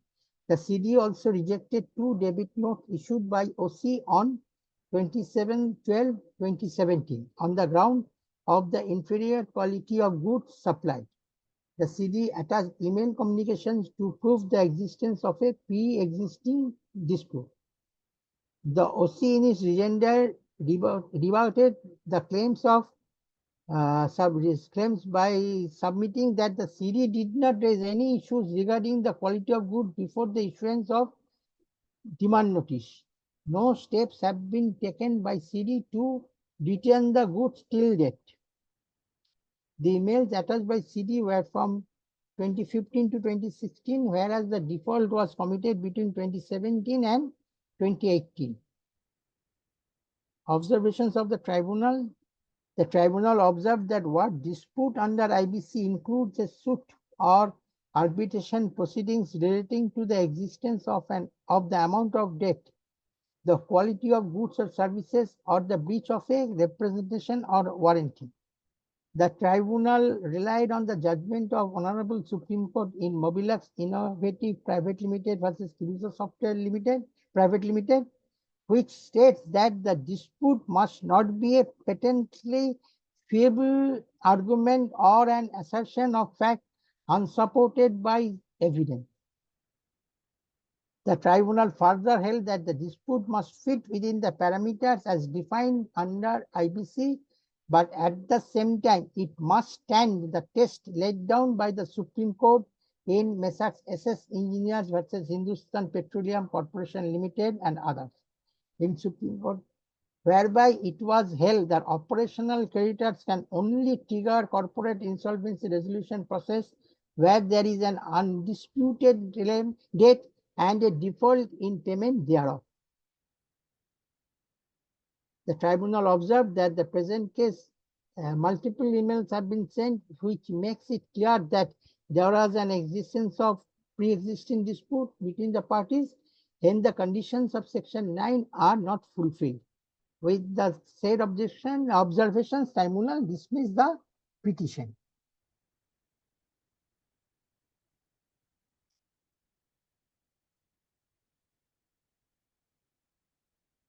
Then in this case, Krishna High-Tech Infrastructure Private Limited versus Bengal Shelter Housing Development Limited.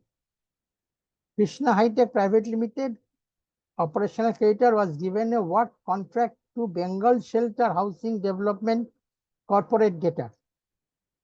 The operational creditor did not receive the payment and issued demand notice under provision of section 8 of the IBC on 13/7/2019.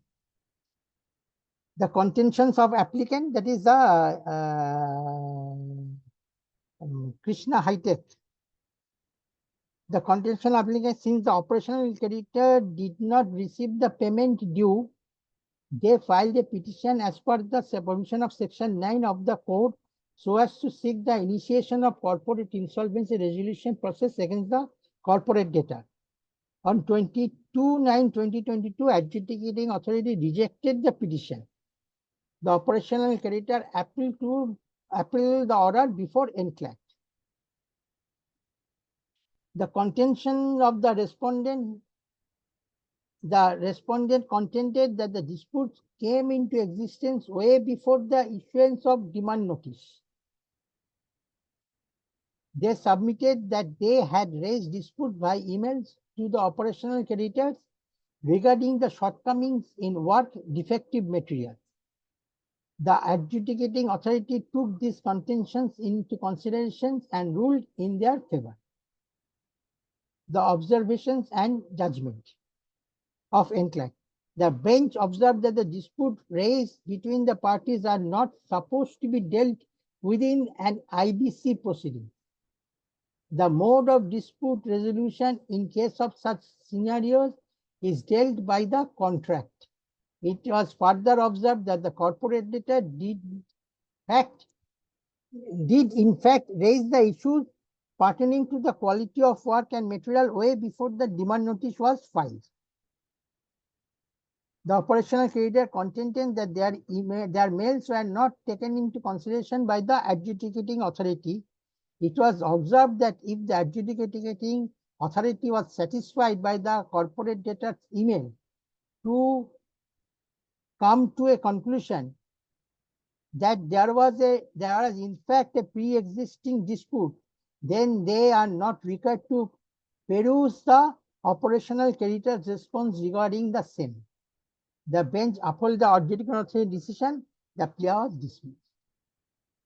So here also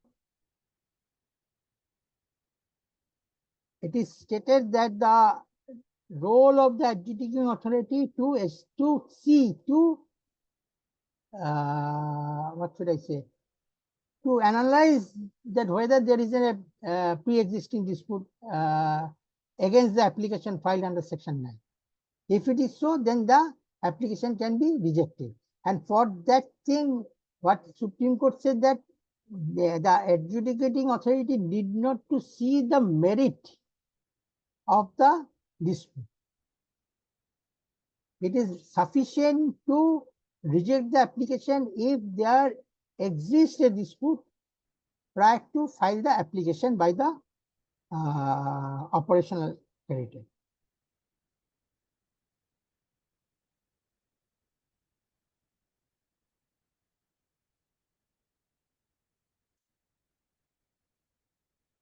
Am I clear? Do you have any question? Please ask me.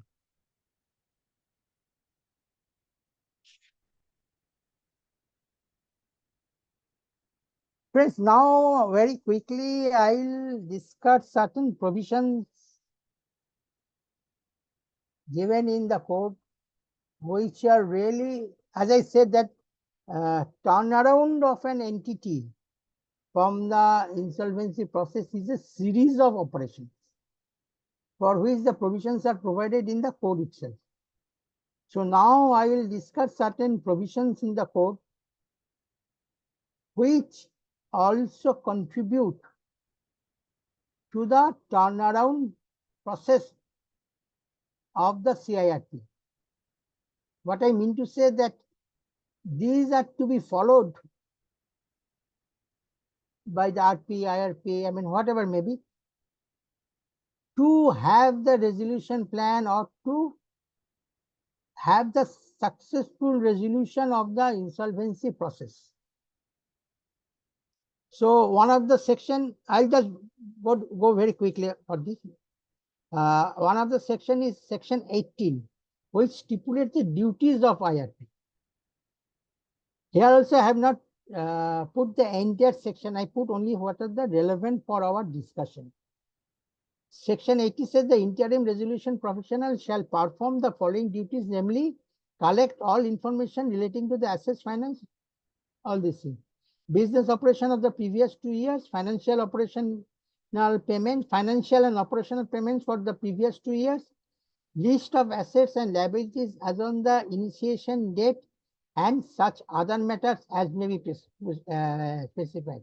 Here the duties to be performed as provided in the provision. I request you to see that A1, 2, and 3. The duties of the IRP to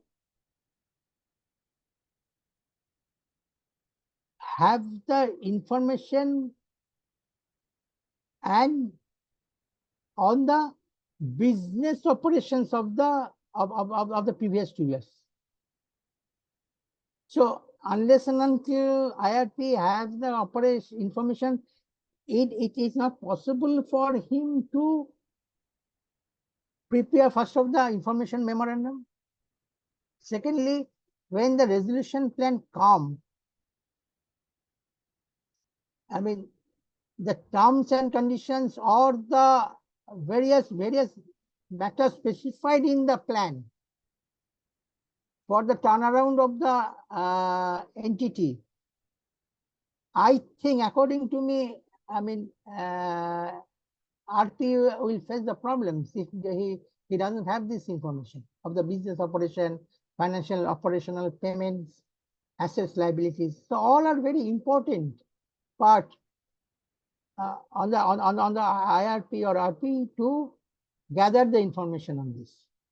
It is mentioned duties RP, IRP because these are, I mean, they said that you have to have gather these things from the very beginning. Monitor the assets of the corporate debtor and manage its operations. Yes. Otherwise, I mean, you will not get the proper resolution plan. Take control of custody of any assets over which the corporate debtor has ownership rights as recorded in the balance sheet of the corporate debtor, of course, yes. Section 20 says the management of operation of corporate debtor as a going concern. So I said that now one of the objective is to maximize the value of the asset. So unless and until the corporate debtor is conducting its operation as a going concern, definitely the asset value will diminish of the corporate debtor. So in order to maximize the value of the assets, the management operation of corporate debtor as a going concern is one of the duties as prescribed in the code. It is said that the interim resolution professional shall make every endeavor to protect and preserve the value of the property of the corporate debtor and manage the operations of the corporate debtor as a going concern.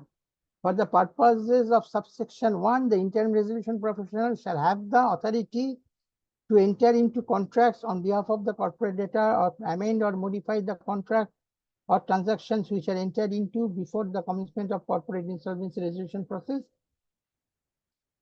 and to issue instructions to personnel of the corporate debtor as may be necessary for keeping the corporate debtor as a going concern. So it said it vested the responsibility or duties on the part of the RP or IRP to conduct the business of the corporate debtor as a going concern for the purpose of maintaining the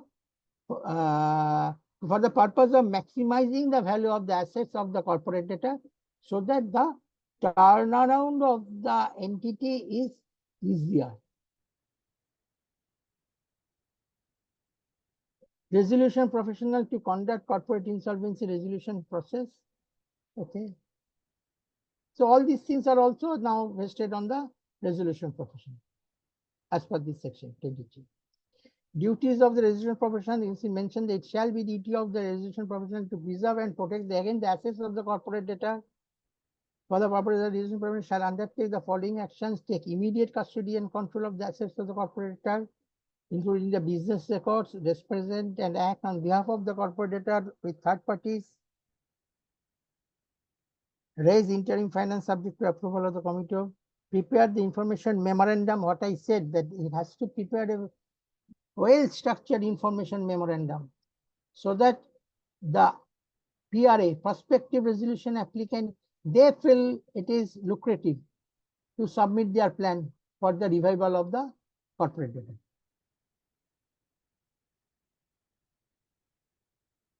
Preparation of information memorandum. The resolution shall prepare an information memorandum in such form and manner containing such relevant information. So this is also important. So what I am showing here, these are generally the duties and responsibilities, but these duties and responsibilities are very essential for the turnaround. I think I have clarified the things to you. If you have any question, you can ask me. So unless and until these duties or responsibilities are performed properly, the proper turnaround of the corporate debtor, irrespective of the sector. Here I am not talking about only the wholesale and retail sector. all sectors for the proper turnaround. The performance of these duties and responsibilities by the IRP and RP are utmost important.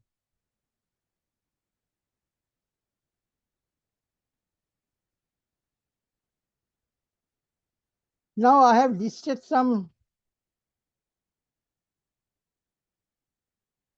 I think if you hand just a minute. Now I have listed some issues and challenges faced in wholesale and retail sectors assignments. If any of you have handled any assignments related to this wholesale and retail sector, and really feel free to share your experience or provide your comment, or others, if you have any question, you can ask me. The issues and challenges in handling such assignments may be classified under the heads. I have classified the issues and challenges in 3 categories. Firstly, related to the management. And what sort of issues or challenges is generally faced is the core competence to run shops, handling cash for geographically dispersed area. When these are really a challenge faced by the IRP or RP. Because you know, this particular sector, wholesale and retail, they are not like the sectors which you are used to handle or used to see, that manufacturing, service, like that. I already told you that this retail sector, they have the they have the shop established on pan India basis. Lots of small outlets which are owned by them, which may be on hired basis, which may be closed, which may be still no operational. So the challenge is related to the managing the business. Again, as a growing concern of the entity under wholesale and retail sector is very much. Is very much. Then I think the next challenge is the compliances or regulatory report, both for the central government and state government. There are lots of compliances to be handled.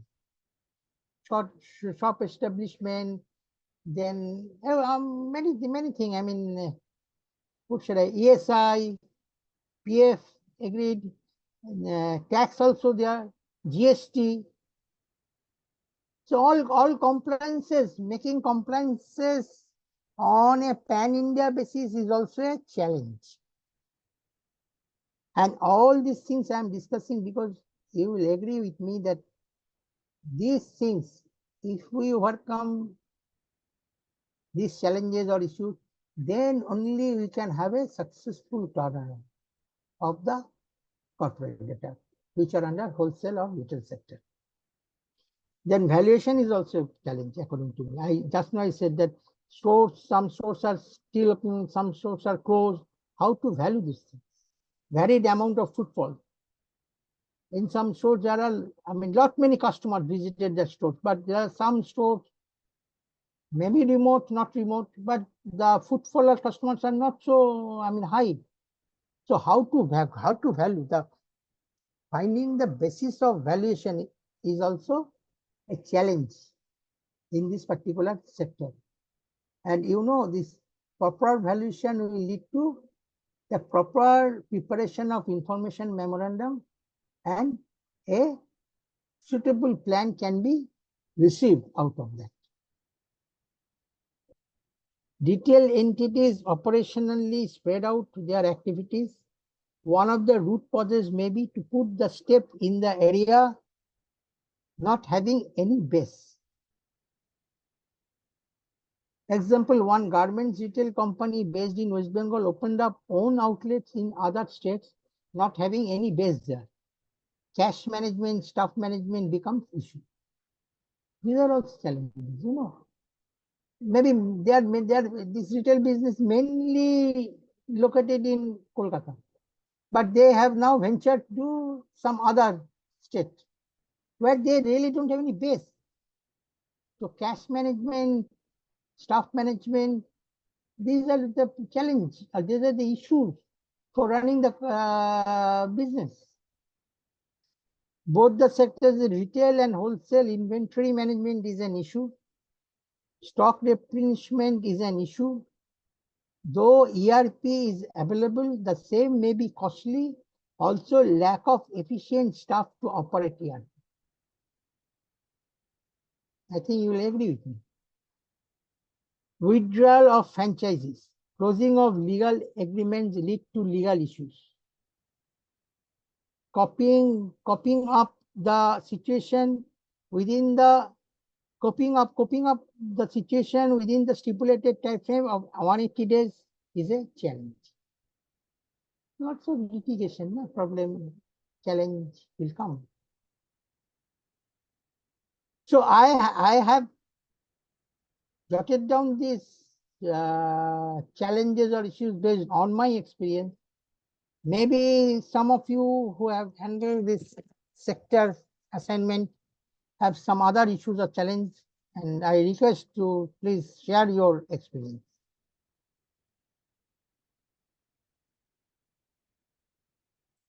For wholesale business, huge amount of investment is required.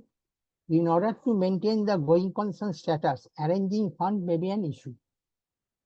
Generally, COC is reluctant to invest or agreeable to the proposal of IRP-RP to raise funds. Claim management is a challenge. For retail, the numbers of claims are much with varied nature. IRP-RP does not have any adjudicating power. As such, number of NCLT litigation gone up leads to time limitation.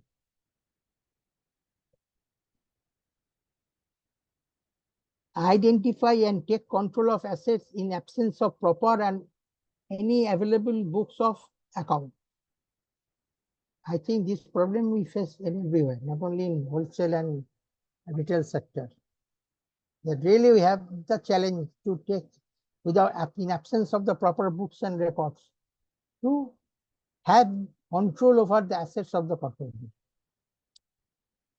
Staff, generally contractual employees, leave the job, no information available. Receivable management is also a challenge. Non-collection of dues, no information in absence of books of account of the concerned staff and the concerned staff. Frequent absenteeism of the staff in the dispersed area affects operation.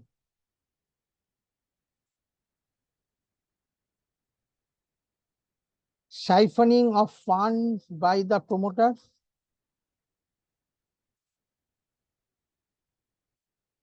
Is an issue. A big challenge to determine, as per the report of RP, has alleged the detection of 14,809 crore false transactions of future retail. Also, in our Tokamak case, there are some defrauding Indian Overseas Bank. So, I mean, in future retail, there was a alleged detection of fraud sampling is about rupees 14,809. So, to ascertain the correct quantum of this is a challenge, because since it is a well dispersed, very much dispersed business they have, and maybe because of the geographical presence of the business units, outlets. Also, PAF transactions are many more in wholesale and retail sector. This increases litigations in NCLT and thereby endanger time limitations. So what I have classified these issues and challenges, first of all, in two broad categories. One is long term and another is short term. Again, I have classified the in two more categories of the long term and short term issues and challenges. I have considered the challenges which require more actions required and less action required. So for long-term challenges or issues, under more actions required, I have mentioned, I have considered the management challenges as a going concern. It is a long-term challenge and more action is required for this. I think you will agree with me. And for less action required is the compliances, because compliances, we know that what are the compliances to be filed. So if you have a proper list of compliances, then I think action, it is a long term because it will continue, but action wise, it is a less action, not very much action is required. Closing of legal contracts agreements.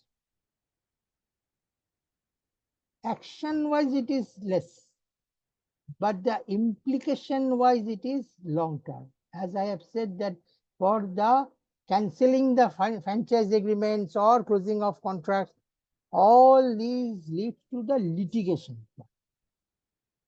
So these challenges are long term, but maybe the action required is the less. So for short term, more action required, I have classified valuation of business, opening and closing of outlets, number of footfalls. We have to have more actions to get the proper valuation in such scenarios. And less action is staff management, short-term staff management. So these are the issues and challenges for handling the wholesale and retail sectors assignments. And if we overcome these challenges, then definitely we'll have the very successful turnaround of the corporate. But we have to consider these things, these issues, these challenges. We have to prepare ourselves very well to handle this. So now I will discuss with you the way forward. Since its inception, IBC has become an important reform.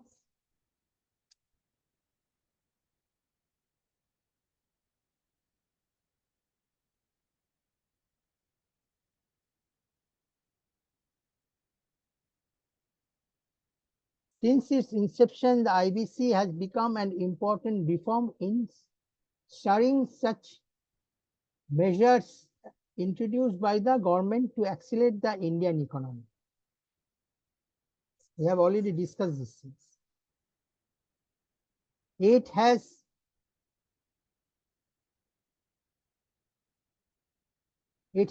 been a game changer in the realm of economic legislation, as by putting in place a comprehensive one-stop shop for insolvency resolution. It is a single law. It has also paved the way for ease of exit in case of honest business failure. This also we have discussed. Not only this provides the introduction of IBC provides provides the what should I say, incentive for the promoters of ease of doing business. It also provides the promoters the ease of exist where the reasons are really genuine. IBC addressed the shortcomings. IBC addressed the shortcomings in erstwhile staggered insolvency laws in India and has brought them under one umbrella. The outcomes of the code have played out well in improving India's ranking in ease of resolving insolvency. Sorry.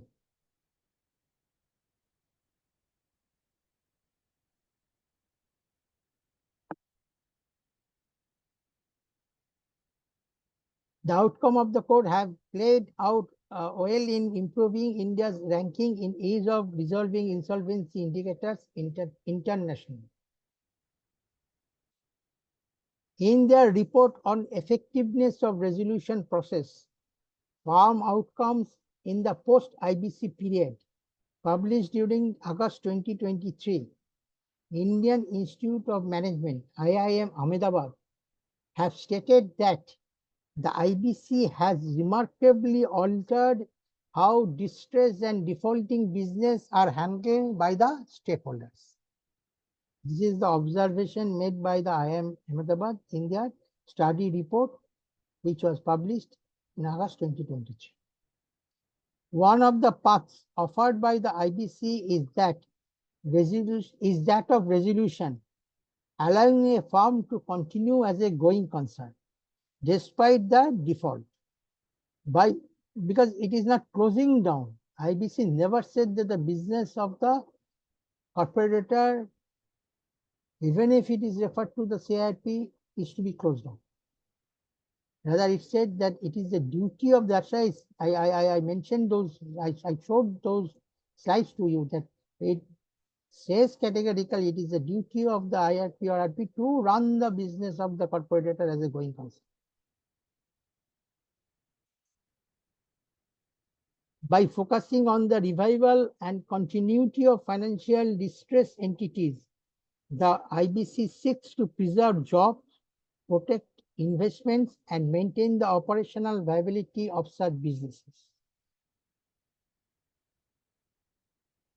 The report of IIM Ahmedabad showed that for financial creditors, the highest recovery rate were observed in hotels, restaurants, and construction industry, and the lowest in electricity,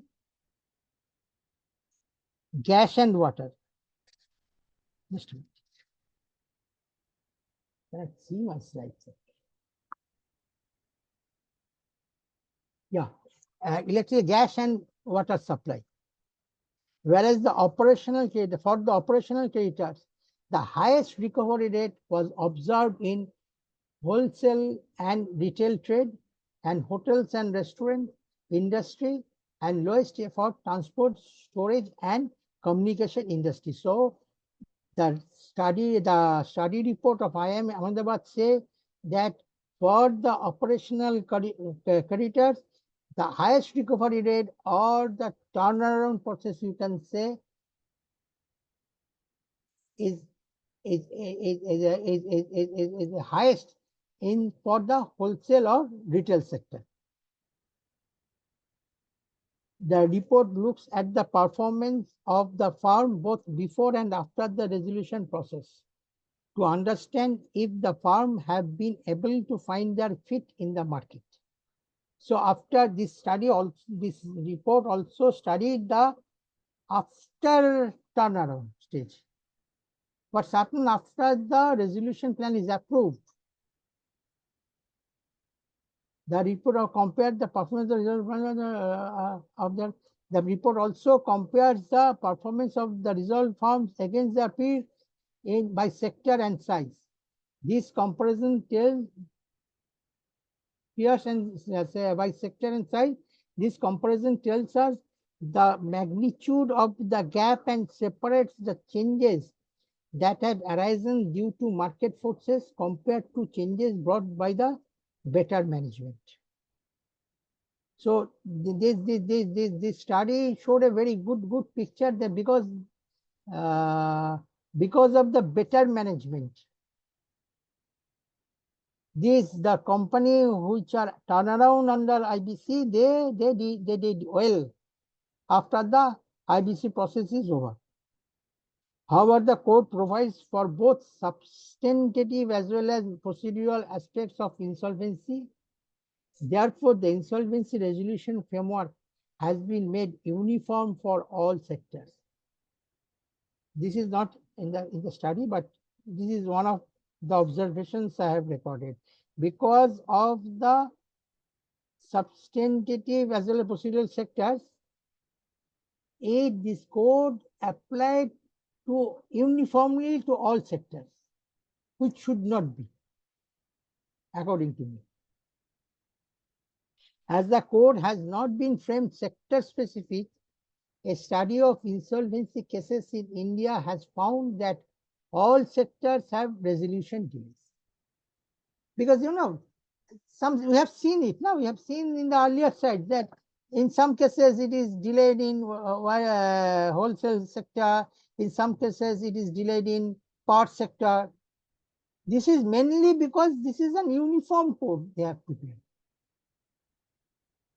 So the requirement, the peculiarity of a particular sector, the code has not addressed the thing. And as a result of, there is a delay in general across the all activities, and that's to resolve, to turn around the corporate data. Timeline specified for the turnaround of the corporate data because of this uniformity. A study suggested that a corporate debtor from the service industry is subject to more delays as compared to the non-service or manufacturing industry. Thus, uniform timelines provided under the code may not suit all the sectors. So, way forward, we will expect that these things will be addressed. There has been a growing consensus among the experts that India, like the UK, needs separate insolvency processes for several other sectors too.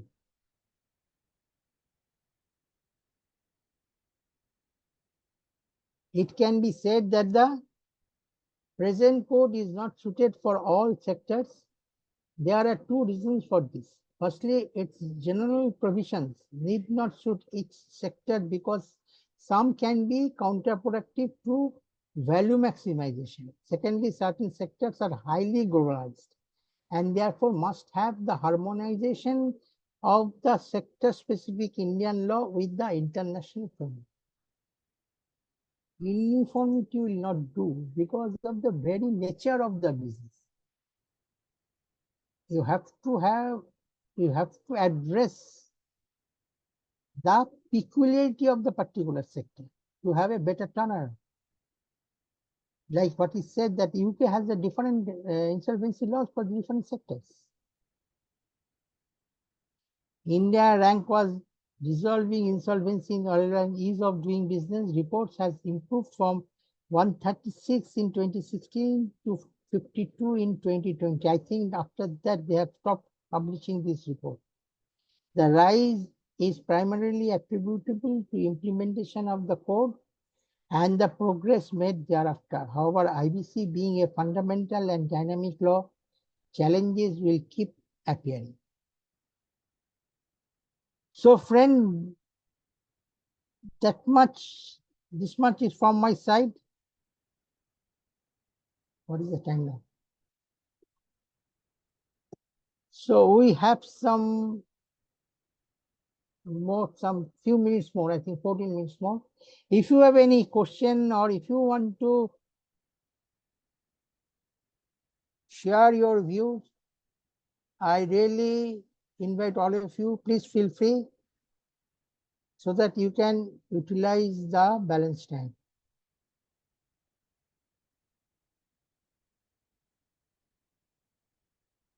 Can I stop my sharing? Hello? Or do you have any question so that I have to refer it? Hello?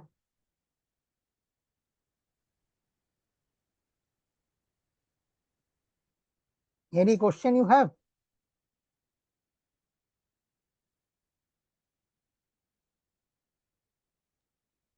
Sir, I think there is no questions. There is no question. Just a minute, I just check whether any question in the chat box? No. Have you seen it? No, sir. No question in chat box. Okay, fine. Then can you then stop, conclude the session?